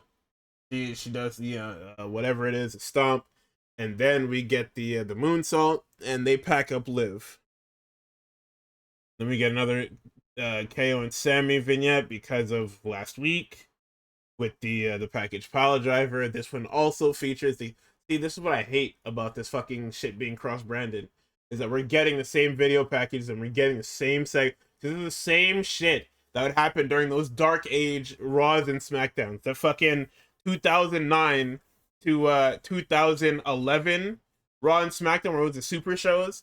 So there wasn't any brand difference. Raw, Smackdown was just supplementary to Raw. It reminds me of that shit where the storylines weren't independent. So you just got the same video packages, the same recaps, the same segments on both shows every week. it was to the point where you didn't have to tune into SmackDown because SmackDown was 2 hours, but it was 45 minutes of Raw recaps. Yep. It was insane. The second match of the night was Lara Valkyria and Bayley in the Elimination Chamber qualifier. This was another match where they had a rough start. A lot of miscommunications, struggling. They did a lot of lucha stuff, which is not really surprising for me, but it is funny to see Bayley, where she's at in her career, doing lucha stuff. Yeah, it was awesome. Bayley hits this corner sunset flip, has a hard time with it. She has a hard time with it on NXT too. Bayley is having a rough week so far. The Lamahi Stroll was blocked, and Bayley cradles Lyra for the win. She is now in the chamber. That finish was kind of shit. I was like, damn, did fucking Lyra get hurt or something on one of the fucking spots? Like, it seemed like they just called it off. Nah, it's supposed to be one of those things where, wily veteran. So Lyra goes for the Lamahi Stroll, and then as she's trying to actually finish the move, Bayley pops her hips and cradles her. It's one of those you just got in the door, I've been here for X amount of years things. Yeah. So we get a Penta pre-tape. He basically says Raw is Penta.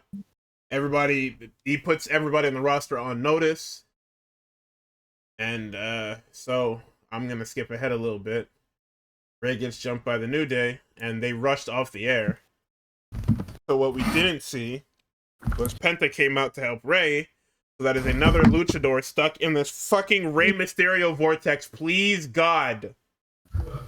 Stop doing it. Oh, man. Stop doing it. Which is crazy, because Penta's been doing all right by himself so far. Like, people are hyped and, like, happy to see him.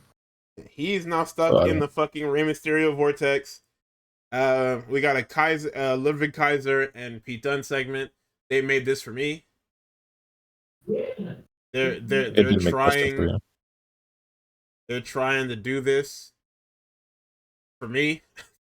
They know I love Pete Dunne. They gave Pete Dunne a new shirt. You're not gonna believe this.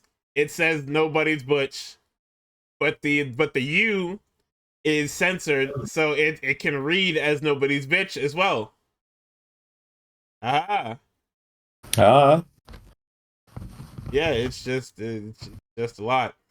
I'm excited for that match. I'm ready to see some fucking Pete Dunne minutes. They're doing a lot. They're doing nothing, but they're trying something, and I'm here for it. So next week is gonna be Pete Dunne and Penta. I'm here for it. Because last time it was good as well. So, coming off of Lyra's loss in the qualifier, she's being interviewed. I forgot who she was talking to, but she was being interviewed by somebody. Ivy Nile and American Made come up, and they're like, damn, you're pretty shit, gang. It looks like it'll be easier for me to take this Intercontinental Championship than I thought. And that was the entirety of the segment, was Ivy calling her shit, Lyra being like, no, I'm not shit. So, we get an AJ Styles return segment. He's in his gear for no fucking reason. Actually, no reason. I think it was not wrestling today. He's just in his gear because why not? I guess he didn't read the fucking sheet. I guess he didn't look at the little whiteboard they got in Gorilla. He did not see his match on there. So, Dominic and Carlito come out to confront him. And Carlito says his first words in months, which are in Spanish. He basically just said, "Stop being disrespectful. Shut your mouths." And that was his first and last thing he said on this show. Well, one of my notes was Nicole and McAfee to shut the fuck up sometimes. Yeah, niggas are doing entirely too much talking, like in between, like a segment. And it's like sometimes you just let the nigga cut the fucking promo.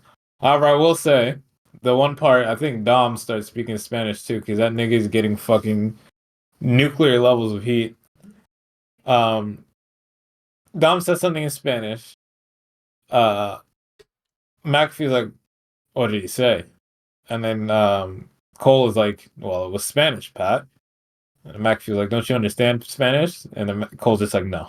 I was just like, what the fuck? I mean, to be fair, you have been here a long time, and there's mad Spanish niggas in this company that have come and gone. The fact that you don't know Spanish is kind of crazy.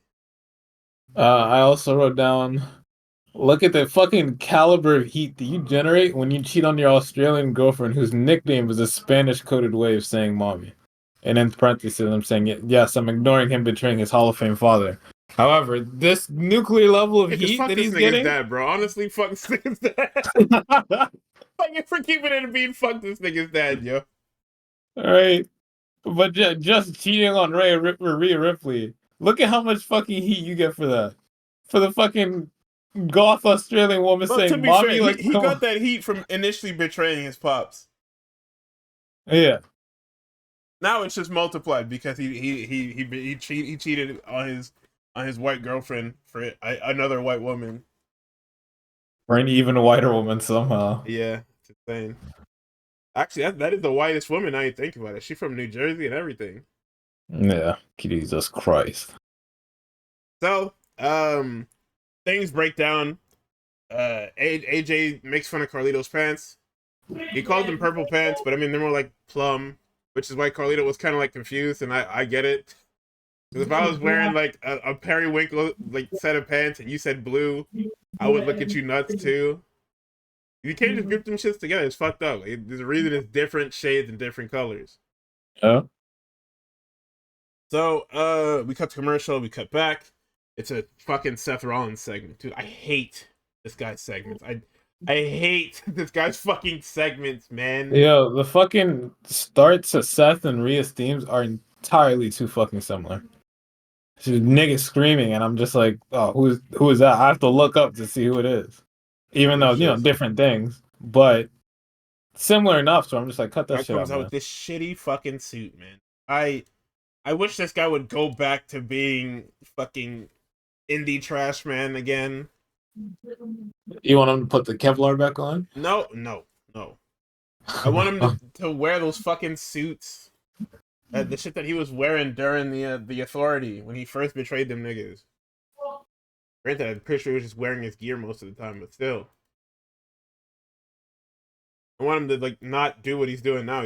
I hate this shit. I hate this part of his character. I really do. Yeah, it don't look too good. So, he's being interviewed by Jackie. They're talking about the chamber. He's basically saying, hey, I got Finn Balor, and Finn Balor is cool and all, but I gotta go to the chamber. Finn walks on screen and says, hey, gang, don't look past me because you've been losing a lot. So because you've been losing a lot, I'm primed and ready to just beat you. Chat, what this means is that your ass, bro. What this means is that because he's been losing a lot, Finn is going to be beaten like shit. Yep. They're going to beat Finn like a fucking drum. So he says, don't look past me or else I'll be in the chamber and you won't. And they have history because I don't think they said it. I don't think you need to say it. But basically one of the first times that these niggas was in the ring together was for the inaugural Universal title, back when it was a Raw title. And in that match, Finn won it. That was supposed to be Finn's coming out party. But after a stray buckle bomb to the barricade, Finn separated his shoulder, had to vacate the title the next night on Raw, and that's what led to Finn's downward spiral. See what happens when you get hurt, nigga. So realistically, I can blame all my problems on Seth Rollins, by the way. Yes. No, it's not a yes. I'm saying. I'm not asking. I'm not. Yes, I can blame all my problems so far on Seth Rollins. Because if he never does that stupid ass buckle bomb, Finn wins the Universal Championship, and I need to peer into that fucking future. Because that means that Finn is a guy now. Well, not that he's a guy. He'd probably still be in the same situation, but it would look a lot better than being the first being the first Universal Champion and then having to relinquish the belt not even 24 hours later. But still, it's fucking crazy that happened, and he never came close to winning it. Only world or only major championship he won in the meantime was the NXT championship again. And once again, that run was super cool. He came back, he reinvented himself as the Prince. It was an amazing fucking short-term run, looked great, and then he gets called back up and he's doing nothing. Then he joins the Judgment. Now we're here. Welcome to hell, buddy. And then they picked Damian Priest to be world champion and not Finn Balor. Welcome to hell, buddy. Now Damian Priest is a prominent character on the other show. Well, not prominent. He's a guy on the other show. Yeah, I'm in hell. Holy shit. I've been in hell for like fucking 20 years and nobody cares. Yeah. Certainly not Triple H. No, definitely not. He used to care.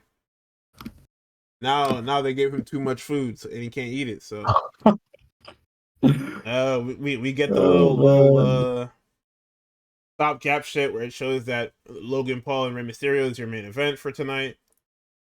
There's a segment with Adam Pearce. He's talking to fucking AJ Styles. AJ's like, "Hey, can I have Dom next week?" And he's like, "Yeah, sure, man." And Baldy leaves, and then you ever be walking down the block and you lock eyes with that fucking badass pit bull? You know the one. Yeah. So AJ walks forward, or no, Braun Breaker walks onto the screen wearing the most ridiculous cowboy hat I've ever seen. But if you laugh, you're just dead. It's crazy. He's wearing the most ridiculous cowboy hat so you can laugh, so he can punch your head off your body. And it's funny because last week he told Pierce, "Hey, your draft pick, if he come in contact with me, it's up." And then he went looking for him. It's the most pit bullshit I've ever seen. you told him, you told the pit bull told you to keep that nigga away from it, and the pit bull went and found him. Okay, we're just creating our own problems here. Yep. This shit is fucking insane. So, that's down the line somehow, somewhere. Maybe a Money in the Bank, maybe a SummerSlam. That shit is definitely coming. If they do it on TV, I'm gonna look at them crazy. That's 1,000-yard stare. If I have to watch that shit on fucking Netflix, that's insane. So we get the World Tag Team Championship match, the War Raiders and the American Made. It was a great match. They did all the shit. They did the crossbody, the seated crossbody to the LED screen that I love. The guys are super athletic. What the fuck is Son's name? It's Julius Creed did his All-American shit where he jumps from the mat to the top rope and you're like, that's not real. Yeah. He fucking nigga is like 6'5" and he's got a crazy vertical leap. He leaps to the fucking top rope from the mat and you're like, that's not real. You know, the fucking freak of nature, bro. They hit all of their shit and then out of nowhere,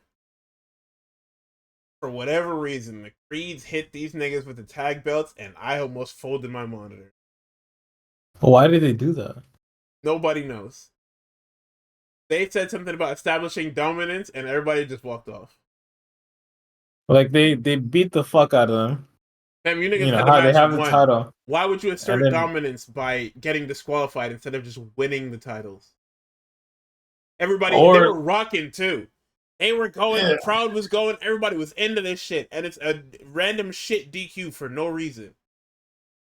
The crowd started off slow, and I wrote down, I was just like, these fucking War Raiders niggas better fucking, tap into their fucking deep Viking ancestry or some shit, like a war chant, otherwise you niggas are gonna get fucking killed like the goddamn Authors of Pain. And then like 2 bullet points later, I'm just like, oh, the fucking crowd is live. I'm a fucking liar. I do think niggas need to start learning some shit other than fucking this is awesome.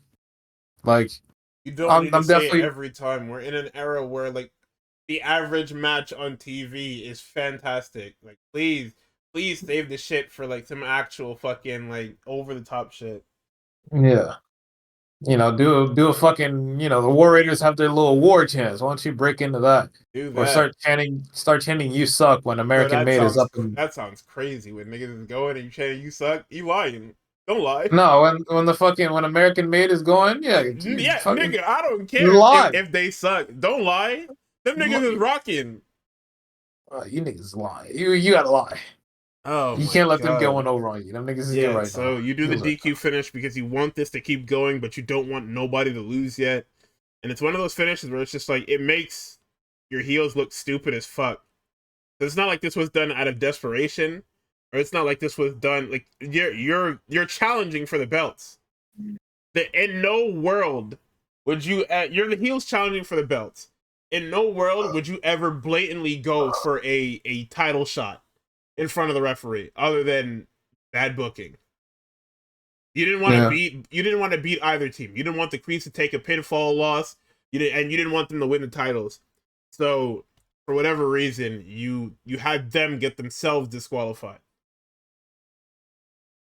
One of those nonsensical things that you just don't make. If it wasn't ready, do something else. So we get a Judgment Day segment. Carlito is trying to get somebody to fucking care that he got punched, that he got hit with the damn hip hip cheerio. Sorry, phenomenal forearm. And then Finn walks in and he's like, "Hey, what the fuck is wrong with you guys, man?" Nah, Finn, I like this Judgment Day shit, even though it's gonna end in Finn getting kicked the fuck out of the group. It's gonna end with Finn getting kicked out of the group. And then it's gonna end with probably Liv taking over the group and sicking the rest of these niggas on Dom. Yeah, probably. Because he's gonna be the reason that she loses this fucking title match at WrestleMania, and it's up. Because she already faked forgave him for what was it? Was that Saturday Night's Main Event? I think so. Whenever fucking Rhea won the title back. No, sorry, that was Raw. That was the damn Raw on Netflix. Yes. I told you, by the way. I told you what it was. They didn't believe me until that nigga in December. I said, don't worry. That Netflix show is up. Don't even. Once again, it's one of them shits where you look at a card and you look at the way shit's going and you're like, yep. That shit is over, man. So, yeah, Finn's in there. They're like, oh, you niggas got my tag team partner killed like shit. And they say, hey, man, it was an accident. The War Raiders did it. And I was like, hey, no, they didn't. That nigga moonsaulted and killed himself. Yeah. No, the War Raiders did it. Oh, yeah, so I guess the Creeds were right for killing them with the belts. Sure. So, Finn basically says, if everybody listens to Finn, we'll be fine. Listen to y'all, we're all losers. So what's going to happen next week is Liv is probably going to win the Chamber. Dominic's going to lose to AJ. And Finn is obviously going to lose to Seth. And then it's going to be another segment of Liv being like, well, I won. What about the rest of you? I got mine, dude. What happened to listen to Finn and we all win? It sounds like if we listen to me, we all win. It's one of those fucking things. The Punk comes out. He's doing the Kevin Owens thing because it was originally his thing in WWE to be the continuity guy. So he's like, hey,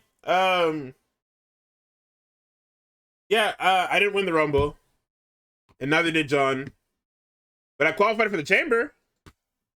But John didn't. He just said he was in, and that's kind of fucked up. But hey, don't worry about it. Glorious. John is a legend, so sure, do whatever the fuck you want. Logan Paul comes out, and he's, man, why the fuck? And the funny thing is that Evil was back on Twitter.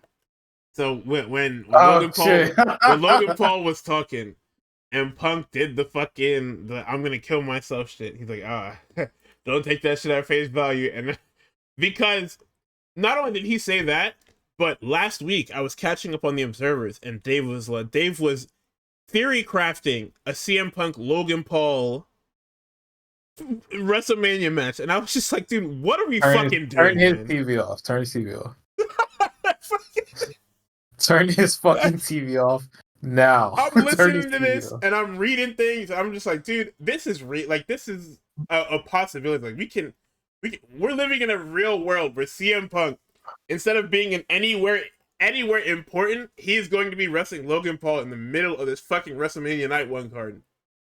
The game's gone, lads. The game's gone if that happens. It's fucking over. He's gonna fucking shave his head and we're gonna have a fucking problem all over again.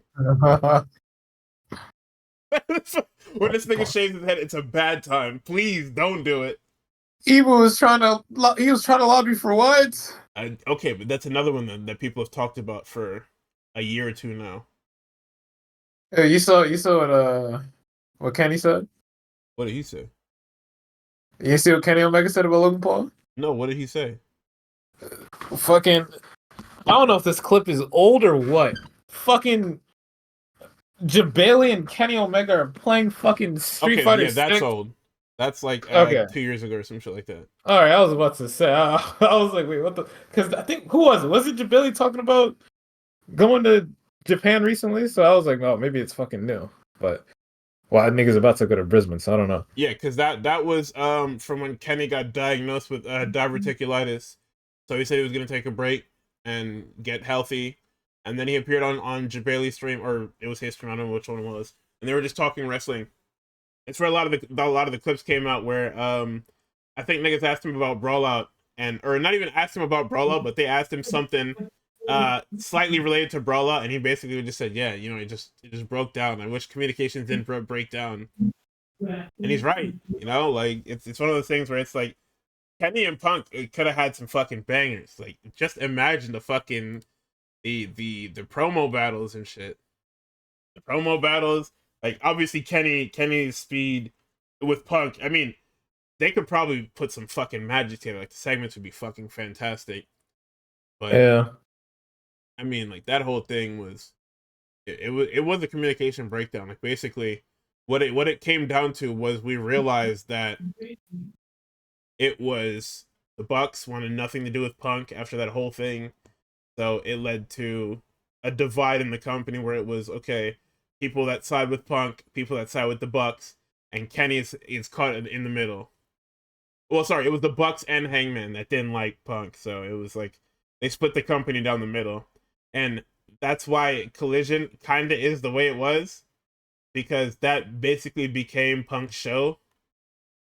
And he was like, not for the most part, he worked with them on creative and just a lot of the parts of Collision. And what Punk wanted for Collision was what Collision would end up needing, where he was like, okay, we have two shows, why the fuck are we featuring the same talent on Dynamite and Collision? Because what Punk wanted to do originally with Collision was he was doing it at the beginning, which is what people were watching, other than the fact that it was new. But what he wanted to do was he wanted to put people that aren't usually on Dynamite on Collision. So you would see your Rushes, you would see your fucking Hikaru Shidas on the women's side. You would see your House of Black. It's why all of those guys, Ricky Starks and them, it's why all those guys were on Collision. Like, Punk pretty much handpicked a lot of those guys to be like, hey, these are the guys that I fuck with. Bring them here, because they're not on Dynamite. The Bucks, you elite niggas can have Dynamite. I will take Collision, and we can just split it there, because we all have problems with each other, clearly. Yeah. And that didn't work out, because Punk was gone like a couple months later. So, and then Collision went back, and then Collision went back to being Dynamite recap show, and then, yep. It's a whole mess. So Logan Paul comes out. Yeah, clips from that. Niggas posted clips from that stream where Kenny is just like, that nigga is a athletic guy, but can he walk into Japan and put on a banger every single night? No. Not at all. Japanese fans will get tired of him real quick. Yeah. Because the first thing of all is that he's going to have to, like, I'm not going to say there's no selling involved in Japan, but the paces of the matches and how long you go and the structure of the matches is different. Then they're not used to getting hit. Yeah. that nigga is not used to getting hit. So when them niggas start hitting him, like crazy. hitting, like real hits. Fam, Go ahead and put him up against Gabe Kidd. I want to see it. Get eaten alive. I want to see you fight that fucking rectangle motherfucker. I want to see it. Fuck no. That nigga's just gonna die. I mean, I'd like to see it because I don't like that nigga. That's fair. But, so yeah, Logan comes out and he has like him and Dom are like going band for band on who can get more heat in a segment. I think Dom wins, but Logan is up there, and Logan, I don't know why he talks with that cadence. I don't know what he's doing. You don't get it yet. It's because they need to keep this nigga on TV. He can't be special attraction man. He need to be on TV because he need reps. Stop letting him get away with being this fucking gift wrestler shit, bro. Please. That fucking like the promo wasn't bad. I just don't know why he talks like that. Because he's not normal. It's fucking dweeb, man. He's a dweeb. That's all I gotta say. This nigga is a YouTuber before anything else, bro. He can't speak normal. I guess. Yeah, I don't know. Netflix started tweaking. I couldn't fucking like there's like a 10% of the fucking promo was missing because Netflix was just shitting itself, I guess. Or it was fucking Daily Motion was shitting itself. I don't know which, but I'm gonna assume it was Netflix because I tried multiple different well, I fucking niggas don't care. I tried multiple different like versions of the fucking recording, and all of them just had that gap between CM Punk and Logan Paul, and I eventually get to CM Punk being like, yo, I didn't even know you had a match today, nigga. Hey, good luck against Ray. And people said the match was bad. What were your thoughts? In terms of Logan Paul versus Rey Mysterio? Yeah. Oh, you niggas owe Ray a bag. I'm so serious. Like, you niggas gotta apologize to him. Oh, man. Because that was crazy. Yeah. Like, no, that was crazy. Yo, there was on the fucking corkscrew dive. The bell rings, and I don't know what they were supposed to fucking plan, but these niggas both ducked at the same time twice, and I said, fam, what are you ducking from Rey Mysterio? Unless this is an up and over, unless you were supposed to start with the leapfrog drop down, never in your life should you ever be ducking under anything Rey Mysterio does. You look crazy. Yeah. I don't know what it was. He started throwing them punches, and I said, hey, I think those are hitting. He is hitting this nigga crazy right now. Those shits were real. Like, one to his stomach, that shit was real as fuck. Like, I'm pretty sure like an actual kidney shot. These guys had this like weird rolling spot where they're supposed to like roll or something like that. Pretty sure them niggas like rolled into each other, and I'm like, that's not how it was supposed to go. Yep. Watching him go, I'm like, God, you niggas Ray bread.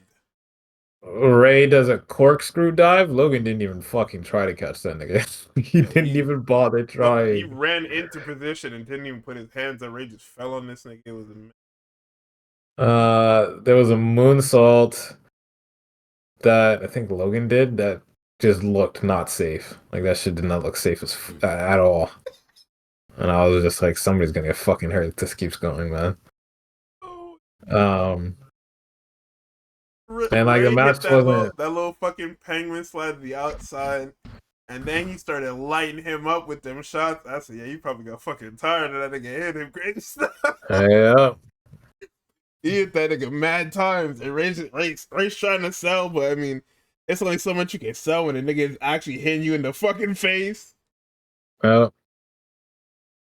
And Logan Paul hits I have to get the actual. Give me a second, because I had the actual move name, but I lost it. I've seen what's his name from Glee bring it up. Oh, fucking Logan's new finisher. Yeah, Kotaro Suzuki brought up, "Hey, ain't this my shit, gang?" Shit, I gotta. Match driver is what it comes up as when you translate it, but I want to see what it's actually like called. I love that I type in Kotaro Suzuki and he's already at the top of the fucking search shit. Oh. Damn, I hate when these niggas put like names, like the actual move names, and it doesn't tell me what it is.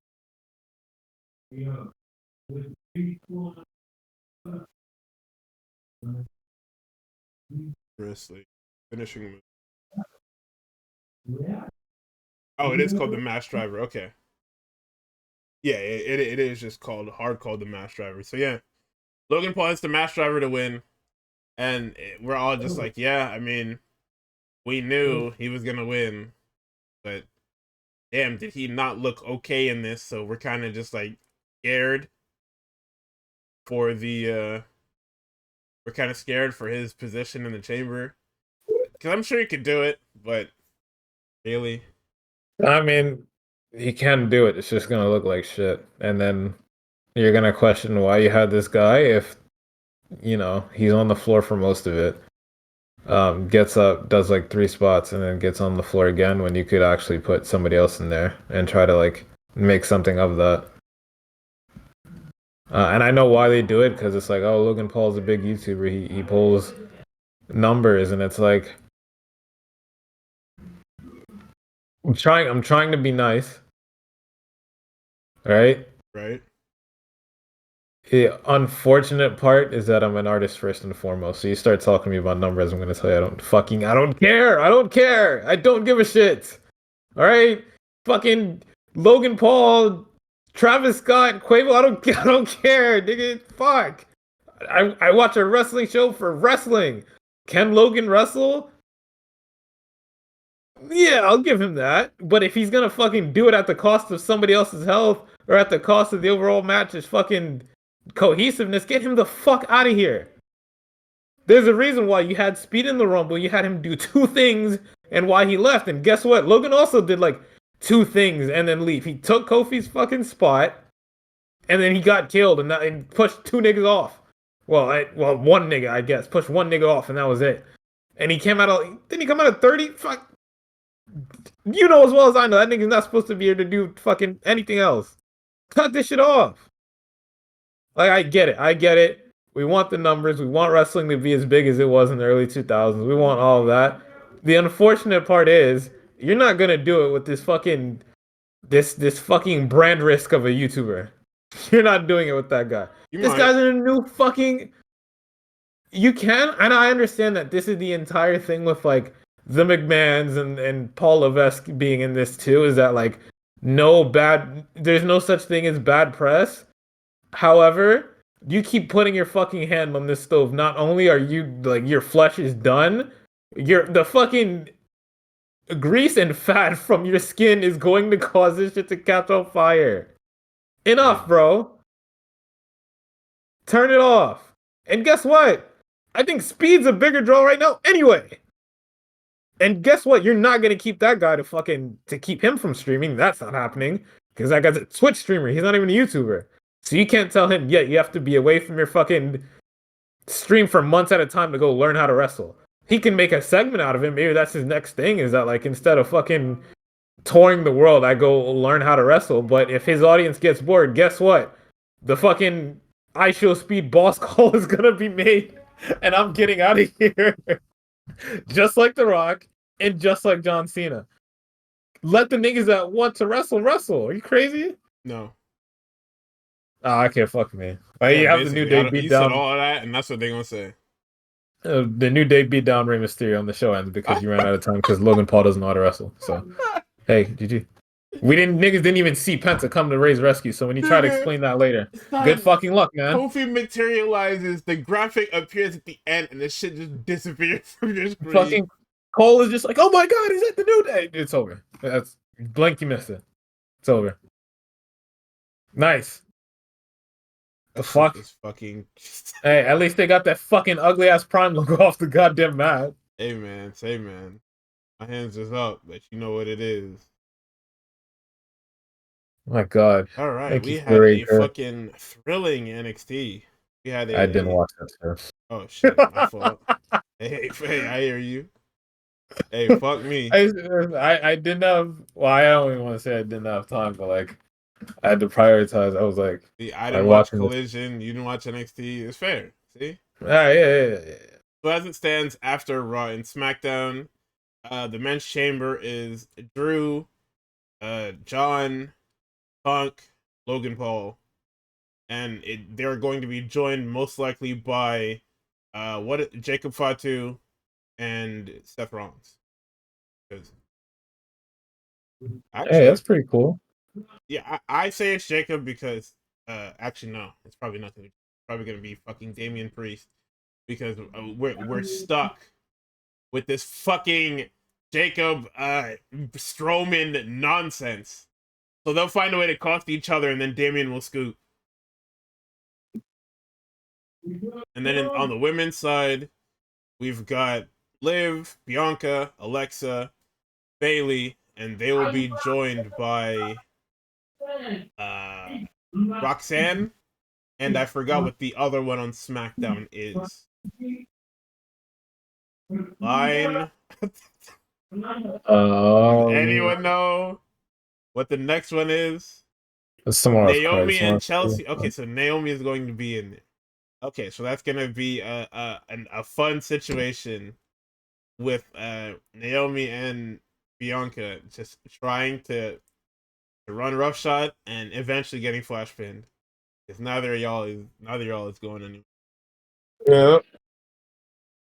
Yeah, when Roxanne beats Raquel because of EO, I will be sitting there disgusted but happy at the same time.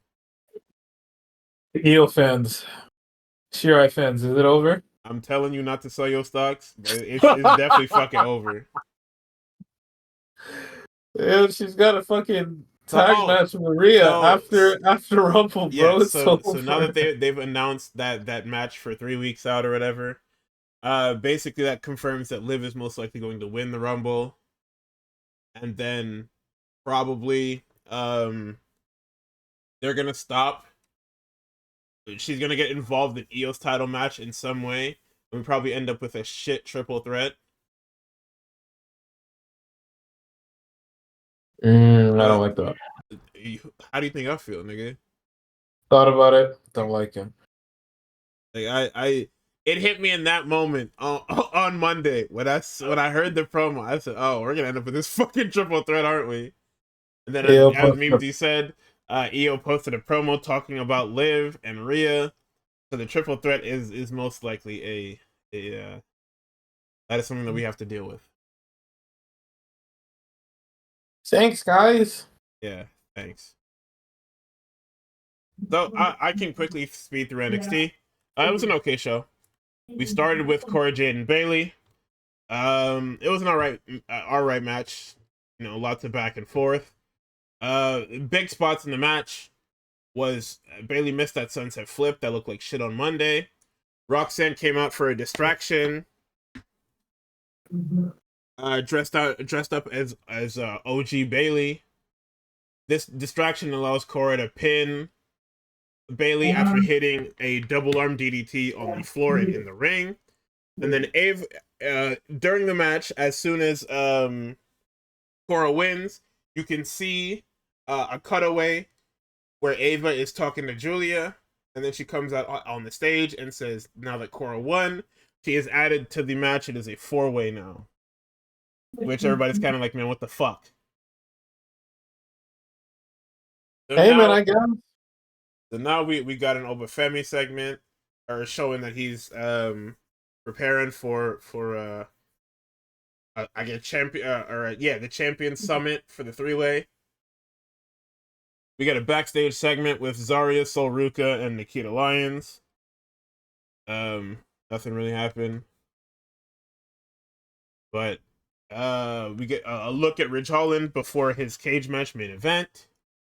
So the Obafemi segment starts with him coming out and talking about, hey, I know I'm going in here. It's a handicap match. It's not a triple threat. These niggas are going to do everything to take my title from me. Them niggas interrupt. They come out. They tease beefing. Talking about, oh, well, I'm going to be champion. No, I'm going to be champion. And it's all a ruse. We knew it. Because you niggas have teased these two breaking up for like 2 years now. So they beat down Obafemi. They beat this nigga. Like, it wasn't no, they jumped this nigga, Obafemi got the upper hand, and then they cut him off. No, they beat this nigga into the fucking ground. Like, they put hands, feet, and the kitchen sink on this nigga. And left him laying crazy style. So, they show a video package for Eddie Thorpe after last week, where he came out and he whipped Trick Williams with the strap, causing him and Obafemi to lose the tag match. They showed the Javon Evans and Ethan Page video package, and Javon signed a zero liability contract because somehow his doctor was like, yeah, this guy's got his jaw wired shut, but I mean, I'll clear him for in-ring action. You need to be fired. You need to have your license taken. They need to beat you with sticks. You are a quack. What kind of fucking doctor are you? Fucking Dr. Pepper over here said, yeah, no, he's good to go. Jesus Christ. So, we got that triple threat tag. This was in the vein of the 9-man tag, 9-man triple threat tag, where it broke down into a party match. I didn't bother writing much down. There was a chokeslam powerbomb by Briggs onto one of Hank or Tank. I don't remember. Hank and Tank hit a fucking sandwich. Oh, it was Yoshiki Inamura and Josh Briggs versus Hank and Tank versus Tavion Heights and Miles Bourne of No Quarter Catch Crew. So there was a cool sequence between Tavion Heights, Tank and Josh Briggs. Huge dive by Tank to the outside. And Inamura and Briggs win after a clothesline from hell and this fucking charged up splash. I don't know how else to describe it. I gotta get you the fucking video. Because this shit, the tweet properly encapsulates it too.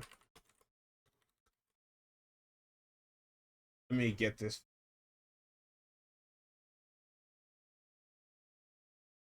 Let me see if I can find it. I should have saved this tweet.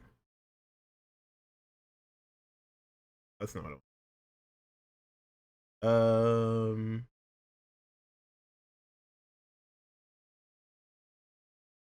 Okay, yeah, but I can't find it. But basically, he's bouncing on the fucking top turnbuckle before he jumps as high as he fucking can for this splash, and then they went off that. So they'll see Fraxium, I think, at New Year's Evil. Sorry, not New Year's Evil, Vengeance Day. Good lord.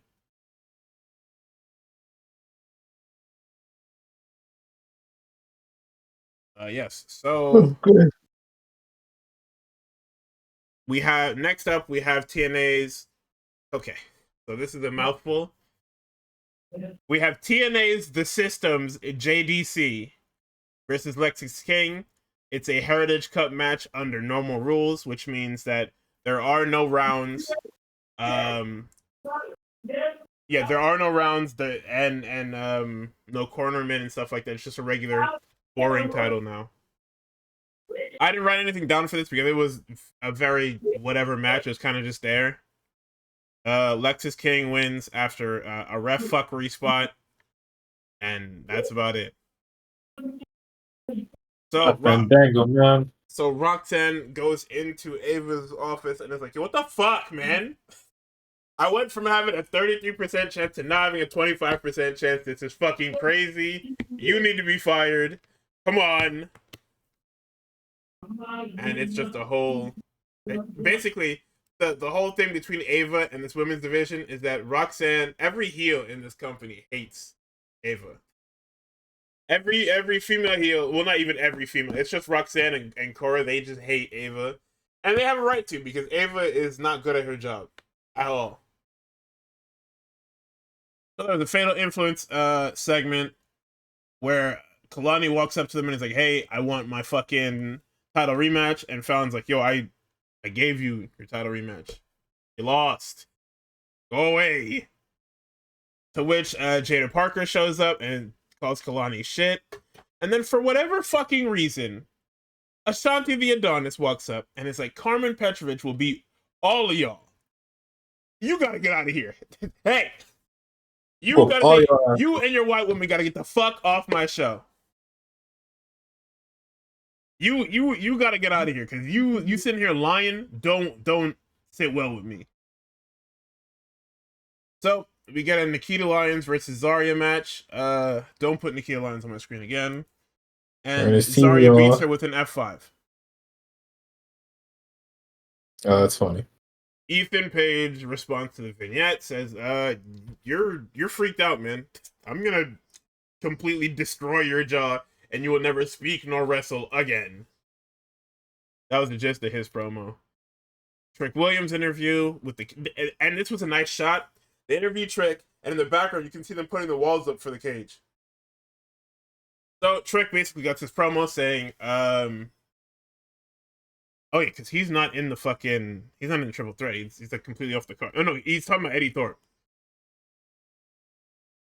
Yeah, the fucking Eddie Thorpe shit. He's like, hey, I hate you. It's generic shit. It's just Trick saying he's gonna beat him and how much he hates him, and they ends it by saying he's gonna whoop his ass.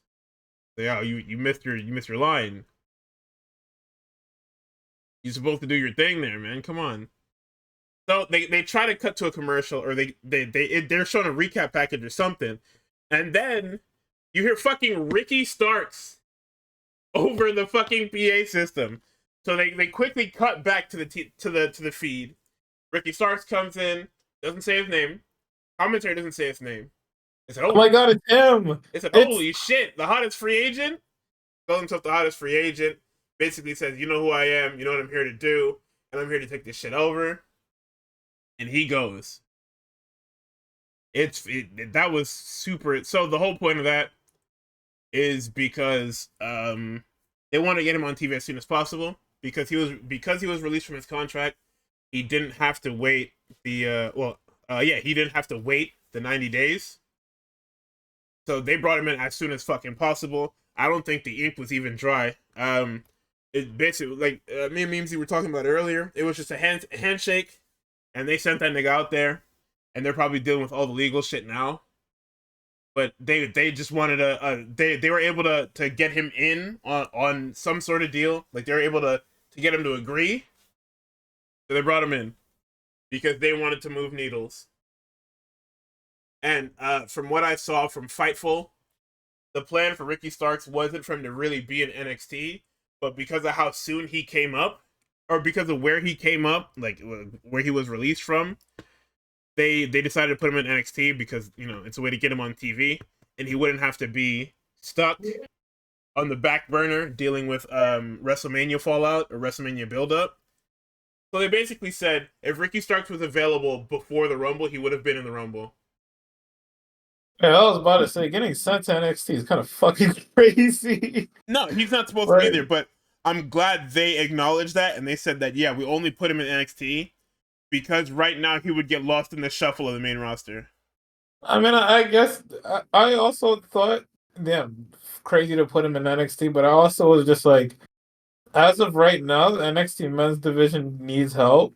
So I think, you need to figure it the fuck out is what y'all need to do. We can put this little Band-Aid on and then figure it out. Ain't no fucking Band-Aid. After WrestleMania. You have a men's division. You niggas are wasting time. Yo, who main evented NXT? What do you mean? Was it Ridge Holland? Yes. Yeah, no, we don't got shit figured out. No, we do have shit figured out. That nigga main event NXT is like Karrion Kross finding ways on the fucking TV. Karrion Kross is not no main eventer though. Hey, you let that nigga have his way, boy. I mean, niggas are putting out are saying Karrion Kross got a fucking Baphomet chest release to be breaking these factions up. Yeah, they are saying that, and I hate it. I hate when they do that because this fucker is gonna read that shit on his fucking phone with his funny little glasses, and he's gonna make it real. You're gonna see a lot more of him soon, trust. Who you telling? I should be telling you that, nigga. I've been dealing with this carrying cross shit for 5 fucking years. I'll be falling asleep during the fucking You goddamn right, because it's boring. Get the fuck off my TV, man. Oh god. So there's Steph and Julia segment talking about how after not Stand and Deliver, Jesus, my brain is all fucked up. They're talking about after Vengeance Day, they'll both be champions, and then Ridge Holland walks by, and the family walks by, and they're just like, hey, I just want you guys to know, you guys fucking suck. And what the Don says is that I don't need nobody. It's not that I don't want you guys. It's that I have to do this for me. You know, it's babyface shit. It's like, yo, I'm in the cage with him. I can beat him. It's dope. Like, don't even worry about it. We'll do something else later. So the cage match comes about. It's great violence.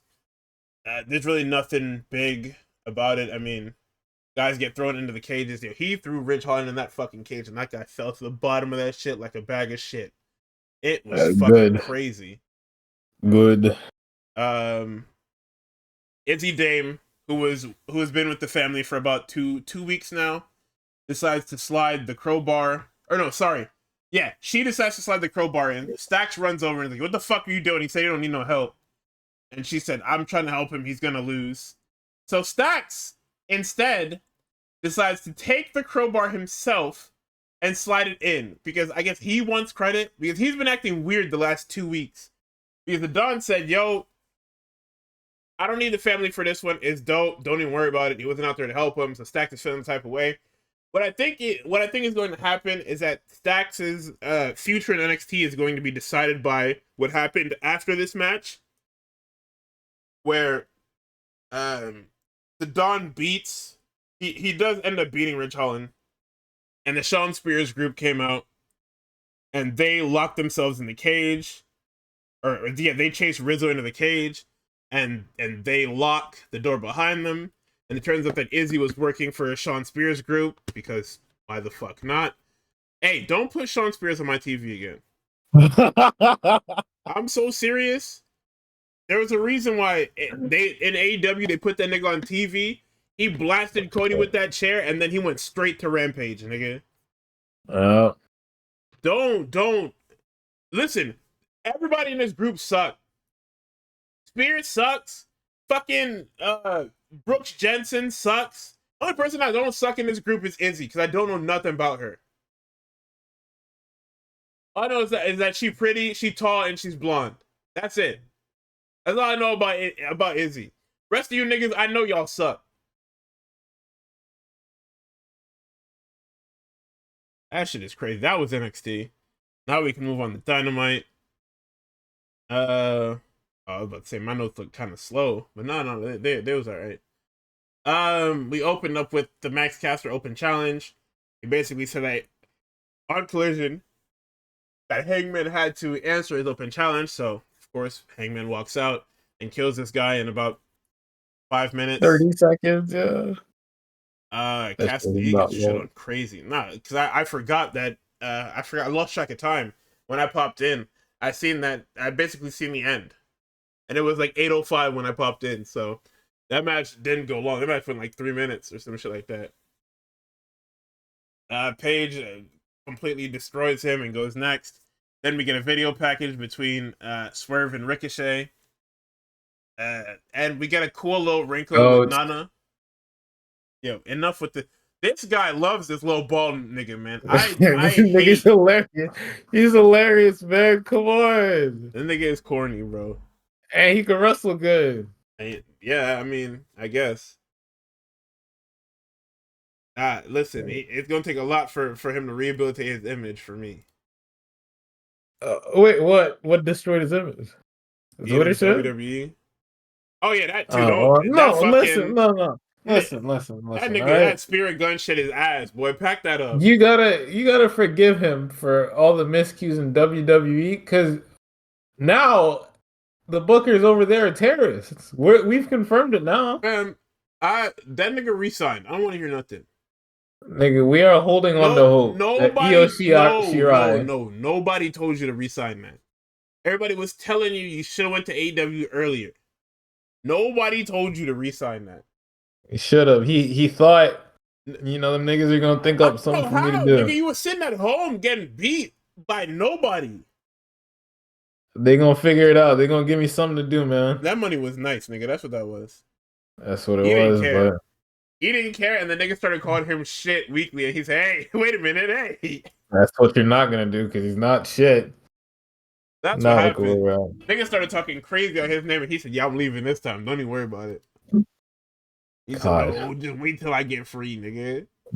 What I would fucking give to have him and Samantha back. That boy said, "Just wait till I get free." Got to AEW and started having WWE matches, and they looked at him like he killed their dog. Started fucking hooping over there instantly. Nigga, they looked at him crazy, boy. I would have said, "What the fuck?" What? He had because his first couple matches on Dynamite were like WWE's Ricochet WWE matches. So they're like, oh, so the internet was like, oh nah, you got free to do this. They were trying to send him back, nigga. They're trying to deport this nigga back to WWE real quick. Of course. Now we're hooping. All right, Ricochet fans, we're back.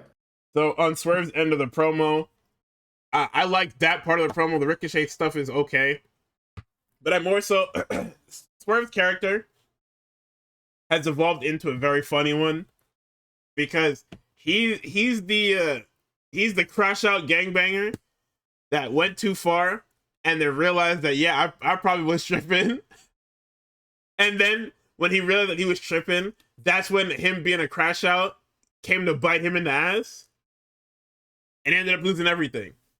So now he's back to crashing out, and this nigga was like, nah, stop. Like, niggas got their robe stolen, and that robe is super important to Nana. It's the Jimmy Rave embassy robe that he's had forever. Super sentimental shit. So when Swerve is talking about Ricochet, Nana cuts him off and it's like, yo, no, this is what I'm talking about. This only happens to us because you make shit too personal. Look what happened because it was, when you think about it, it was crazy, bro. Like, you got, if we flash back to like 3 years ago, nigga, you was in Hangman's house. You broke into this nigga's house with his wife and son at the crib. Talking about some, yeah, your daddy is shit, and left him with a fucking Swerve's House shirt. That nigga should have killed you. It is a little ridiculous. Like, Hangman had every right, under God and everything, to kill you, dog. And you can't be mad that he burned your childhood house down. Yeah, he was wilding, but he should have killed you long before it got to that. Yeah. So we get to the opener. Fucking nigga lost that match too. You're crazy. I gotta watch that match. I gotta watch that whole build. That shit was crazy. That was one of the, hey, you gotta put the kids to bed, gang. You can't show nobody under the age of fucking 25 this shit. So we open up with the Death Riders and Undisputed Kingdom for the Trios titles. This was one of the slower Trios titles matches. It wasn't too fast. Everybody was getting their stuff in. Roddy hits a backbreaker party and an X-Plex. He hits everybody with backbreakers and then ends up hitting an X-Plex onto Yota. Then Death Riders get their heat back and they're hitting an European uppercut train on Roddy. And they're beating Roddy throughout the entirety of this long ass commercial. Nigga, you're looking at the picture-in-picture and it looks nuts. They are just stomping Roddy out the whole commercial break. So finally, we get the hot tag to Cole. He hits the Uchi-Goroshi on Yota. They hit a total elimination on Yota. And when they hit the total elimination on Yota, I'm like, oh, okay, these niggas are losing. It's over. Then we get the chair distraction spot. Dick punch into a cradle. And then after that, Garcia and 2.0 come up for the save. What I think is going to happen next is that out of anybody to beat the Death Riders, it will be these two fucking idiots and Daniel Garcia. Because why not? That would be crazy. Yeah. No, because that's what they do, right? Like this is exactly what's happening. Jay White had problems with the Death Riders, and then FTR and Copeland came sprinting out, and then took the spotlight completely off him. So that's what it feels like. Because Garcia 2.0 should be up next. So we go backstage. Moxley and Marina walk in. He walks into a corridor. Cope runs up with his fucking chair and annihilates him with the chair. They end up locking Marina in a room, but the attaché case is on the other side. They clip it off and then they run off with it. Mox, the gentleman that he is, checks on Marina first and then says, "Where the fuck is my briefcase, yo?" So MJF is being interviewed by Renee, and Hangman walks up and says, "You're done. Goodbye." They said, "What?" He's like, "Get the fuck out of here." Yo, I don't want this match, but this segment made me laugh. I'm not gonna lie. I don't care for MJF or Hangman, and I don't care for them together. Like, I sure as hell don't care about them together. The match will be good, but it's not like, it doesn't move me.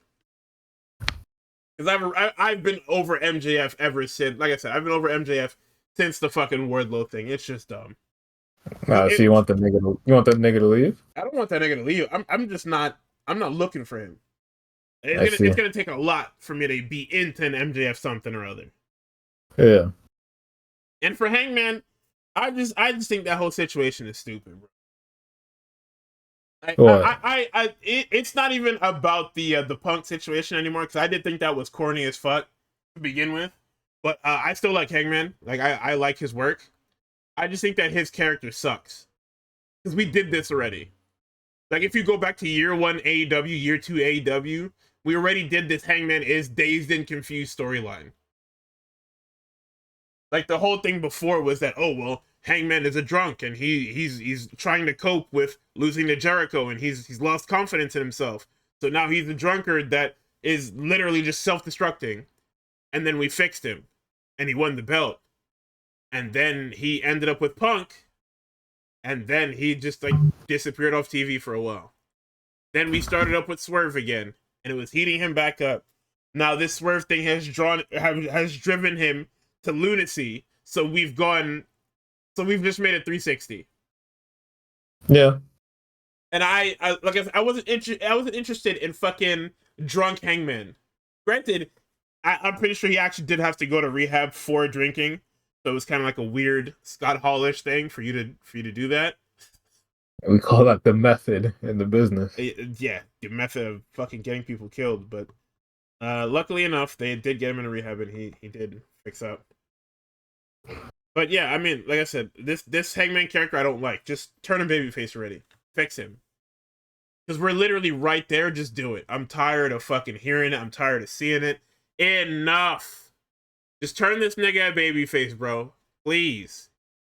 You need it. You have no baby faces. Everybody is a fucking heel, and the heels run the show, and every show ends with the fucking baby faces being stomped out by fucking heels. Except for this one, of course. You know, just to prove me wrong, right? Yeah. So we get a fucking I'm gonna throw up. So Hook, Shibata, and Joe come out for a match. They go and kill Aaron Solo and some guys that I didn't bother to write their names down because they won't be back. And lo and behold, Joe kills them very quickly. They hit all the shit. They hit all the classics, and then they win. Joe gets a mic. Explains that he, Shibata, and Hook are some killers, and instead of calling them something fucking cool, they dub themselves the Ops. And the whole show, everybody was here, everybody can tell you, the whole show I was saying there's no fucking way that their team name is the Ops. They're not gonna do it. Brother. I don't believe it till I see it in a match graphic. It's not real. It can't hurt me. You don't want to see the match graphic. You don't want to see that. And then the match graphic hit later in the night, and I almost punched my fucking monitor out. That's the fucking 90th 9/11. Like, I hate it here. This keeps happening to me. Oh man. So Joe now says that he wants Christian and the family, and we'll get them next week. I wrote it here in my notes. I will tell you straight up. Chris Jericho segment, I'm skipping this. Yep. Did the same shit. Interview with Willow turns into a Moxie call-out segment. So at last week's TJPW show, they had not last week. I think it was like 2 weeks ago. No. When was the Max Hart tournament? Max Hart tournament was the not the 5th. It was the 7th, right? Yes, because I opted to watch the Max Hart tournament instead of Smackdown. That's what it was. Yeah. So during the Max Hart tournament, they announced that Miyu Watanabe is going to be wrestling against Willow Nightingale at TJPW Grand Princess 25, which is fucking awesome. And Renee wanted to ask her about it, but Marina comes up and she throws Willow out of the frame, and the camera comes on Moxie, and he says, "You motherfuckers better bring my briefcase back." Hey, I'm not playing with you niggas. Bring my shit back now. And then he walks off, snarling, all the shit that he does. So evil nigga shit. Because one Jericho segment isn't enough, we get another one. He comes out, they do the shootout with Bandito. Brian Keith distracts him, they start beating him up. The Outrunners run out to save Jericho, and then they get dominated by Big Bill. And who should save them but Powerhouse Hobbs. And then we get a Switchblade and Cope segment where they're like, hey, you've got to the end of the night. You got to the end of the night to bring your ass to the ring, and you can have your briefcase back, and we can get our match, or else we're gonna have a problem. Then we get a Dustin Rhodes segment where he's like, hey, basically fuck MJF. I'm gonna win. I'm gonna show you why I'm the last of a dying breed, or whatever the fuck it is he says. He calls him a bitch again. He does. I'm not. It's really unnecessary. So, we get Dustin Rhodes and MJF. It wasn't a bad match, but it's the last shit I want to fucking see. Hot start. Crossroads for 2. Chair distraction sets up for Shattered Dreams. Shattered Dreams then leads into the Final Reckoning for 2. MJF gets him into the Salt of the Earth, which is an armbar. I don't know why he does an armbar, but he transitions the Salt of the Earth into a crossface, and he taps out. He's holding on to the crossface, and then he's about to attack Dustin some more. Then Hangman runs out, and this segment runs on forever, brother. It does go on stupid long for no reason. They made this shit commercial free so they could do this stupid ass fucking segment. Oh my god. Brother, 15 minutes of these niggas running up and down the fucking arena, up and down, fighting. Security pull apart, pull back in, pull apart, pull back in. Okay. Just book the fucking match for All in Texas, please. Jesus. This is the longest goddamn thing ever. Let me get a Grand Slam promo. Megan Bayne versus Maya World. Once again, this will be quick. I didn't read any notes. All you gotta know is that Maya World got beat to shit. It's also very rude that she didn't get a nameplate, but fucking Aaron Solo and 2 niggas who will never be on TV again did.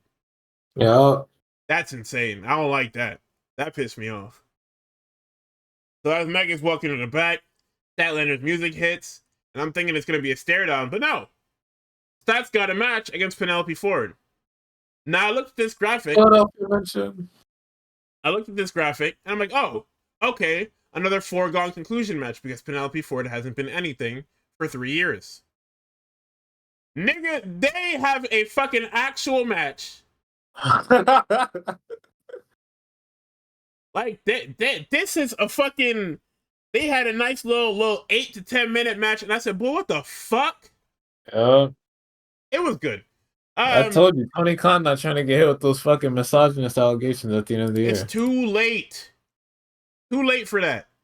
Next year, you will not get me, trust me. Nigga, your women's champion don't have in-ring promos. She cut all her promos on VHS, nigga. What? Anyway, delayed vertical suplex from Stat. They trade big boots. Ford hits a neckbreaker on Stat for 2. She also hits a stunner. She tries to do a springboard, a scary fucking springboard that she kind of fucked up. But Stat was able to catch her, drops her in a German for 2. Ford hits a poison Rana on the Stat. The Hurricane Rana. They did a really weird thing where instead of just going directly into the tombstone, she let her like do the revolution for the Hurricane Rana. Then she flipped her back and hits her with the Cradle Tombstone for the fall.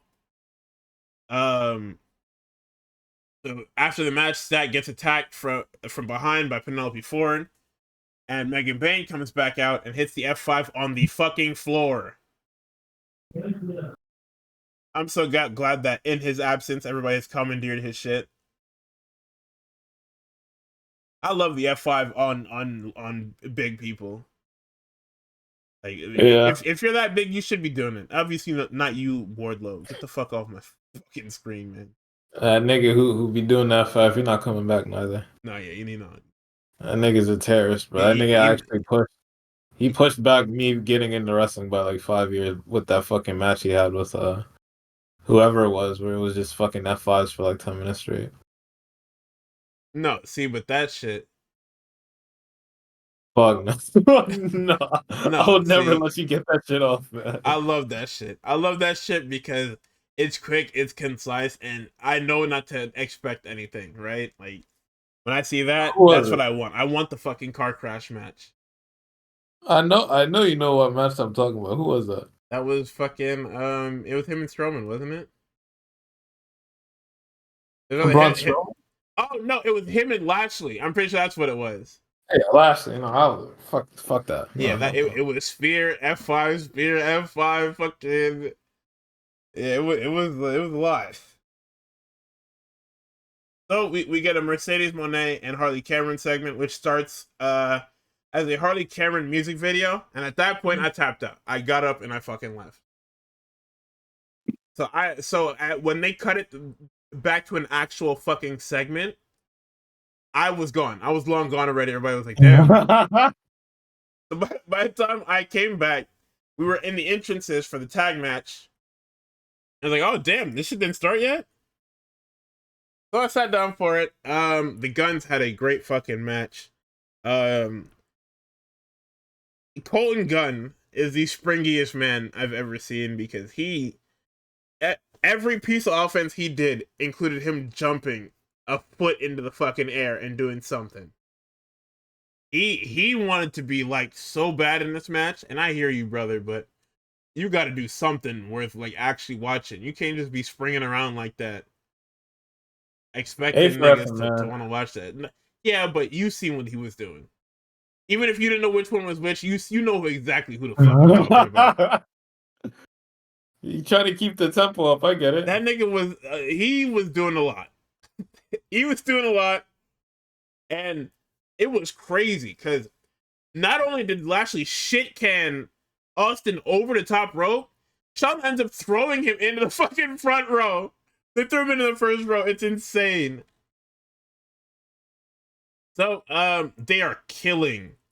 They're killing Austin this entire match. He's the heat guy in this match, and they're doing their job. They're hurting this nigga. T-Bone on the ground. Lashley stomping him out. They're throwing him around. The commercial comes about, and just like with Roddy, they are beating this nigga pillar to post during this fucking commercial. They come back. Huge delayed suplex by Lashley. Neckbreaker by Austin. Attempts the hot tag, but they cut him off. They finally get the hot tag. Huge, this fucking jumping shit. He hits this fucking shake and bake fucking neckbreaker for the 2. They attempt the O'Connor roll, but Shelton reverses it into a fucking ankle lock. My mind was blown. that at 50-something years old, Shelton Benjamin can still be one of the best grapplers in the fucking world. Fucking insane. Every time he's been this good forever, and he has never had a proper chance. They wouldn't even let this nigga be ECW champion back when the brand was fucking dying. Which is crazy. Shelton never got a fair shake at being a main event guy. Like it's insane that you could waste or squander the talent of Shelton Benjamin. He was a brilliant. They wouldn't even let him be at the top of their tag division when he came back. They had this thing get beat pillar to post by the fucking Usos. Don't say that. Don't tell me that. I don't need to know. Go back 2017. I told you about 2017, dog. I don't want to go back. I don't want to go back. I definitely don't want to go back now. What the fuck? Go back to them 2017 Smackdowns. 2017, 2018 Smackdowns. It's all Usos, New Day, and then some of Chad Gable and Shelton Benjamin. What a tag team. What the fuck? So, you remember how I was saying that American Alpha was like fucking fantastic? Yeah. So they broke them up because Vince was like, oh, Jason Jordan, super tall guy. And he's black? And he's athletic? He doesn't need to be in a tag team? Right, so Jason Jordan gets a career-ending in injury. And then Chad Gable was left all on his lonesome. And then Shelton Benjamin comes back. And, well, I mean, you guys already dropped the ball and didn't put American Alpha with Kurt Angle. So they said, hey, we'll put Shelton Benjamin with Chad Gable, and we will take two different eras of Team Angle and put them together into one. And it was the greatest thing ever, and they lost to the Usos every fucking week. What kind of Samoan mind virus is going on in the WWE at the current moment in time? I wish I could fucking tell you. Like, it was 2017. We were 3 years off of the bloodline shit. Why does anybody know? I liked the Usos at that point too. Does anybody know? Somebody has to have some sort of idea what the fuck is happening. I don't know. Because I just don't get it. I fuck with Rikishi. I fuck with Umaga. I like Rocky when he's not being a terrorist, which is only like 20% of the time. Yeah, that's kind of crazy. How the fuck is that? Like, I don't get it. I don't get it. I don't get it. Yeah, I don't know. So we get an assisted blockbuster by the Guns, Famouser for 2. The crowd is rocking. Everybody's enjoying themselves. Shelton gets up and he hits release Germans on both of these fucking guys. One arm spine buster from the highest point I've ever seen, from Lashley to Colton. They hit the corner knee, sets him up for the spear. Champs retain, and of all people to confront them, they're confronted by fucking Brian Cage and Lance Archer.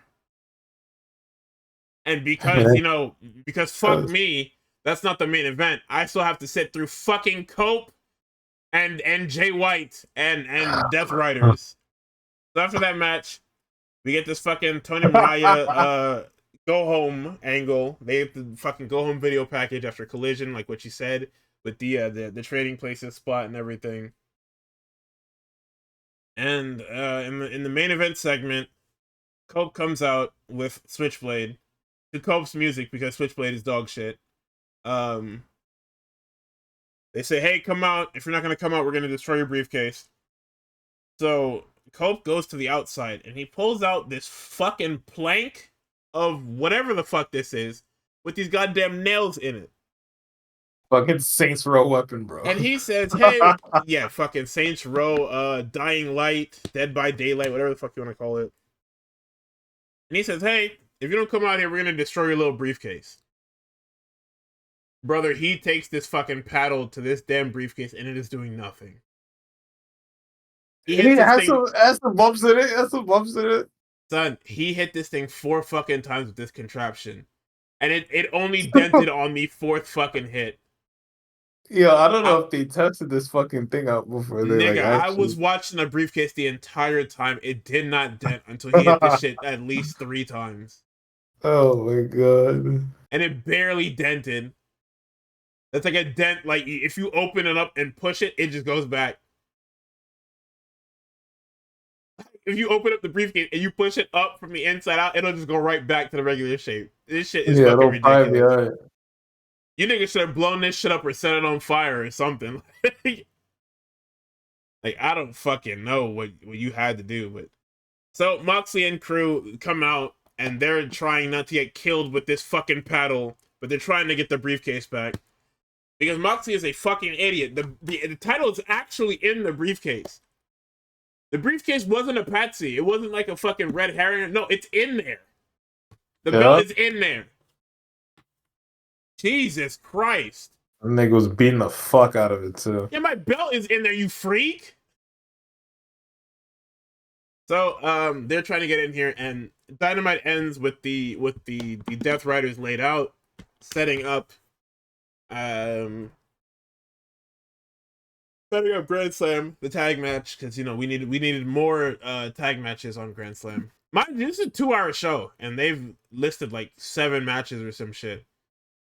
So yes, sir. Is there gonna be no segments on this show? Fuck no. Actually, no, you might get a Ricochet segment. Okay, so in other news, no, I didn't even mean to do that. I was gonna do that regardless. I was just gonna say something.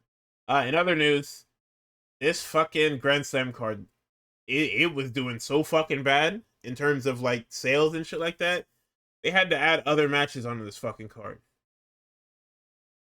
They added Athena versus Alex Windsor. That's gonna be a fucking incredible match, and it's not gonna be on TV. I'm gonna fucking throw up. Lee Moriarty versus Robbie Eagles, another fantastic match. The Learning Tree versus Bandito and the Outrunners, it'll be alright. And for whatever fucking reason, because we haven't learned our lesson, Sammy Guevara and Dustin Rhodes versus MXM. Why not, right? Yeah, I guess. So your Grand Slam Australia card is as followed. I thought they would have like an actual graphic, but it seems like I have to.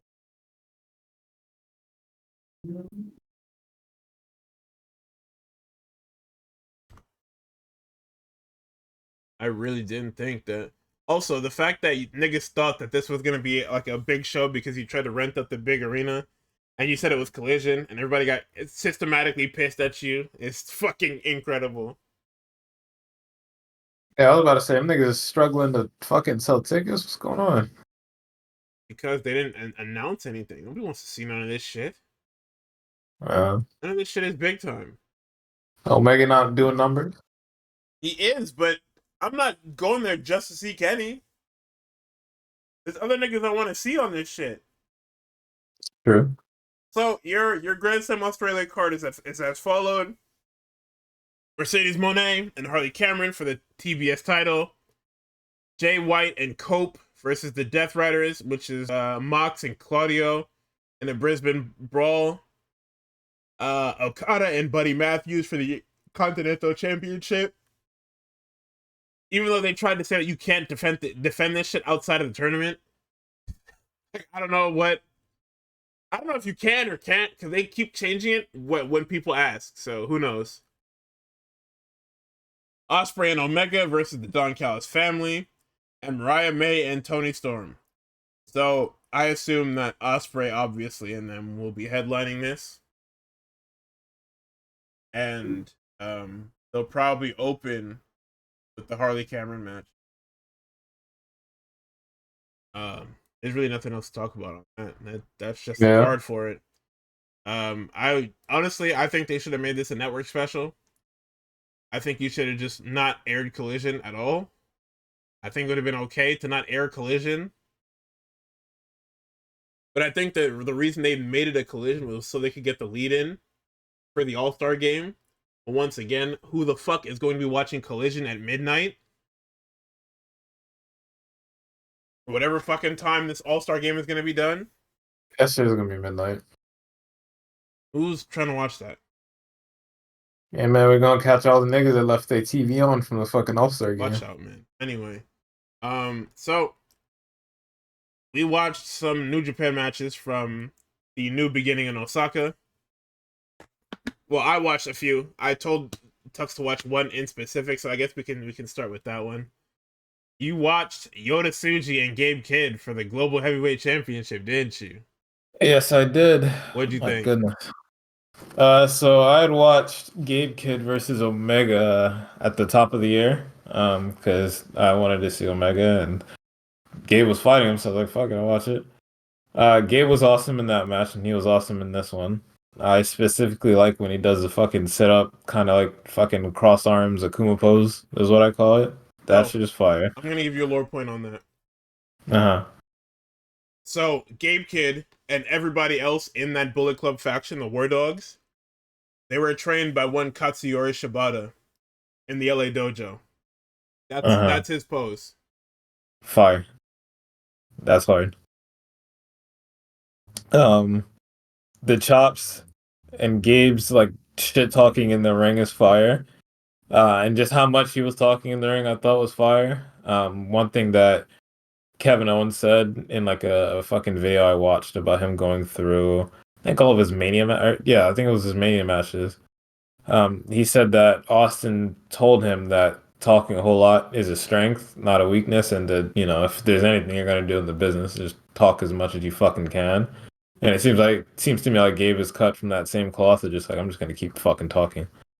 Um, the like whole dynamic the two of them had between like Gabe's like loud arrogance and Yoda's quiet strength, being something that you can see to me, like was compelling in the first gear when a lot of it was just like chops. And then the commentary also cluing me into the fact that it's more than just a title match for them. This is for the spirit of New Japan. Makes the chop off and just like them, the whole angle of the entire match just being like willpower and fighting spirit, all the more better. Uh, that nigga randomly just fucking yelling, "Come on, I'm a man's man," I was like, "Oh shit, man, I'm bought in. You got me." Uh, Yoda needing to super kick the nigga twice to fucking put him down, even for like a second, fire. And then the super, like a Japanese crowd going crazy for a super camel clutch, I think is really cool because it's like, and I say Japanese Boston crowd. crowd is because, oh, Boston, I tried to look this up. Niggas gave me the wrong shit. I got you. But, Boston crowd, but, them niggas usually being like quiet and respectful, but you can hear them when it is time to pop, but all of them niggas going crazy for a Boston crab. I think is dope. And niggas going crazy for a submission too and a test the wheels, some real ass shit. Fuck with that. Gabe is in the corner, trying to fucking get his spear back up and he's just biting the fucking rope and I'm locked in. The niggas had a double lariat spot where both of them get laid on their ass. Love some shit like that. And then Yota putting Gabe in the fucking Cobra twist and being like, all right, nigga, let's see it. Fire.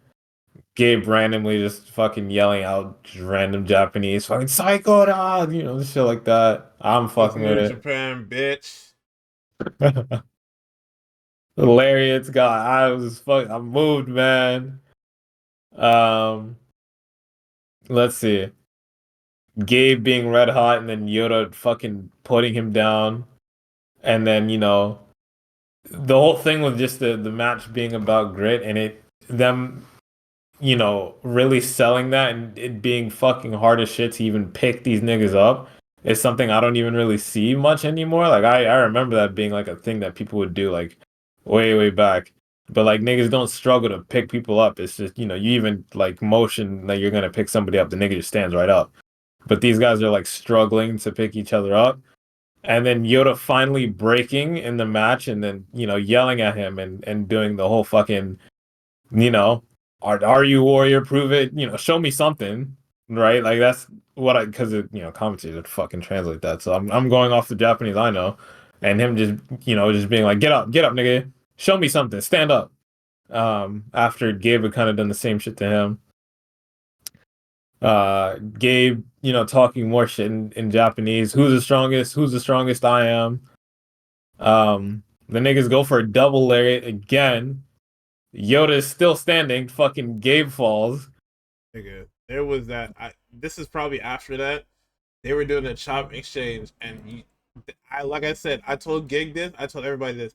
I ain't never seen a critical hit before in my life. in real life. Yeah. To that point, nigga Yota reared back and he slapped the fuck out of this nigga's chest and he just collapsed. Yeah, the nigga just fell fucking over. And, like, this part of the match being the epitome. I got hit like he got hit, but he didn't fucking breathe, and I was just like, bro, I fucking inject this shit into my veins.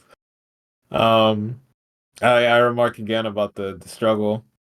Uh, Gabe Kid is really selling that like everything, especially moving right now, feels like a goddamn chore.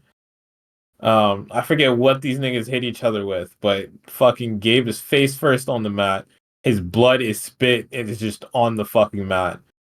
And these niggas do the fucking like both people are down. We have to count because if you niggas don't get up and the show continues, I'm gonna fucking you niggas are going to draw. Uh Gabe can't get up. Yota stands up and then fucking falls over again and the fucking ref counts to 10. And then these niggas do like an after the bell ring spot, so where they're fucking forehead to forehead. Gabe punches Yota, and then fucking Gabe goes down, and obviously some hating ass niggas come in and start stomping a real nigga out. But stomping both real niggas out. But that sequence is so fucking clean. As Yota fires up, it's a huge lariat, powerbomb, curb stomp. Now in New Japan, when somebody's going to win, they win. Okay, that when you get hit with some shit like that together, that's it. Because he's setting up for the Gene Blast. He goes for it. Gabe catches him in a pile driver. Then Gabe hits a fucking Western lariat. He reveals the Oni tattoo. He's going for the fucking, I think it's the knee he's going for. And then he gets caught with that fucking spear. And then we get the double down. This shit is so cold. Yeah. Shit was fucking hard. Fucking God, what a match, bro.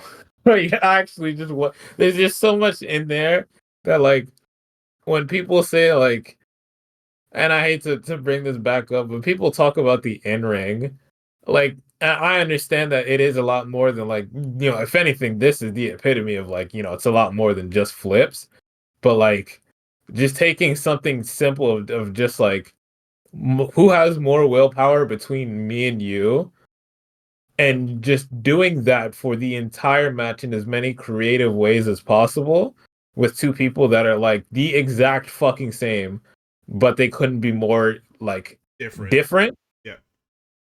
And doing that essentially to perfection is like this is like honestly one of my favorite matches that I've ever watched, and just like saying that this is pro wrestling, right? Absolutely. It has the same feeling as like when I watched the fucking Will Ospreay match for the first time, and I'm just after I watched this match, insane. I've been saying we're back, nigga. We are back. New Japan is coming back. We are back to being the king of sports. We're so back. Absolutely, bro. Oh my god. Like, especially like because that was like I think that was the last thing I watched, maybe like Dynamite after, but this coming off of like all the shit that I watched in Smackdown and Raw, I was just like, not only do I have to go back and watch this card after, just because again I'm not plugging it, I guess, but I am working on a little something, and I had to go find footage, and just like some of the shit that I found, bro, I found the fucking Lucha Underground shit with Penta versus versus fucking EO and what's her name? I was like, what the fuck is this? Lucha Underground was fire, brother. But like I'm finding shit, and I'm just like, now I just want to go on fucking. I just want to go on Cage Match and start looking at niggas high rated matches. Like what kind of fucking 5 stars am I missing? I mean, you gotta go watch Okada Omega. You gotta watch those. You gotta watch those ones. You gotta watch Okada and Tanahashi. Like, there's a whole bunch of shit. Ospreay versus the both of them. There's a whole fucking treasure trove of shit that you're missing. Yeah. And this is why I be stressed out, because I be trying to watch everything, and it's just not possible. No, there's not enough time in the week, and I understand why people are just like, if I'm gonna cut time to watch some wrestling, I'm gonna cut Fridays and Mondays and just watch the fucking New. I at least am thankful that fucking New Japan isn't on like a bi-weekly schedule. Like them niggas kind of just pop up and are just like, all right, here's a fucking card. Yeah, they Go do ahead and watch. tours, so most of their stuff is monthly. Like it'll be either monthly or bi-monthly. Unless they go on like the actual tour, then it'll be multiple days in a row, multiple weeks in a row. Like when it comes Yeah, time for the tournaments, that'll be like 3 days in a row next week, and then 3 days in a row again or whatever. you gotta find alleged links for them classics. Billy has me so far, allegedly. Billy and apparently the fucking Internet Archive has me. Yep, definitely. Some And then random nigga on the we've internet. got the New Japan and CMLL Fantastica Mania coming up. That'll start next Wednesday. I think only some of the shows will be streamed. I'm not sure if it's all. But I think on New Japan World it says like the 27th, so it's like the end of the month stuff will be streamed. It'll be tapped in. Yeah, no, that match was fire. I'm probably gonna watch the rest of that card. Even on like the other card at the beginning of the month, I did watch Zack Sabre Jr. versus Ricochet too, and I thought that was cool. I'm bought into this Ricochet shit until he makes me look like a fucking idiot, then I'm out again. He won't, unless it's WWE. He won't. He's delivered on every other stage other than WWE, which is crazy. But yeah, The niggas, what the fuck do you want to do, man?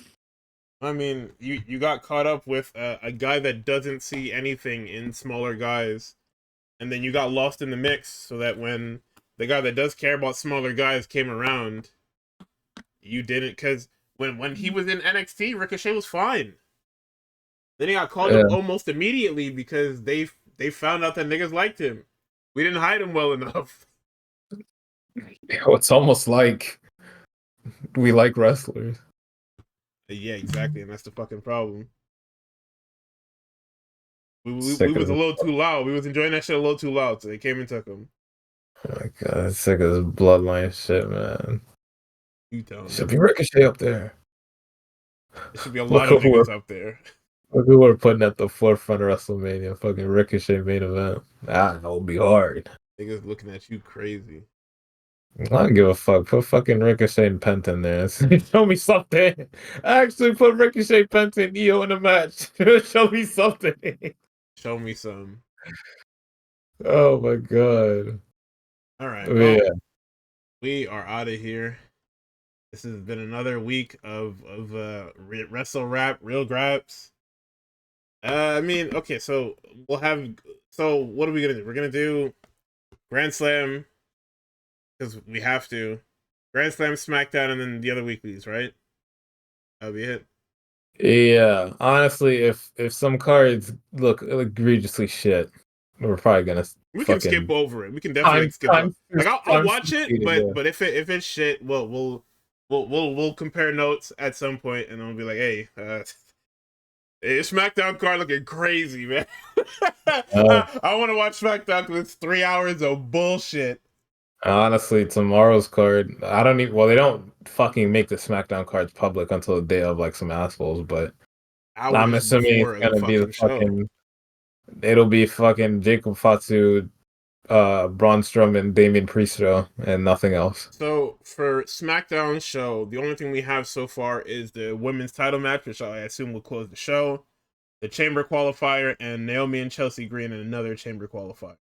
Men's, women's Chamber qualifiers, and the title match.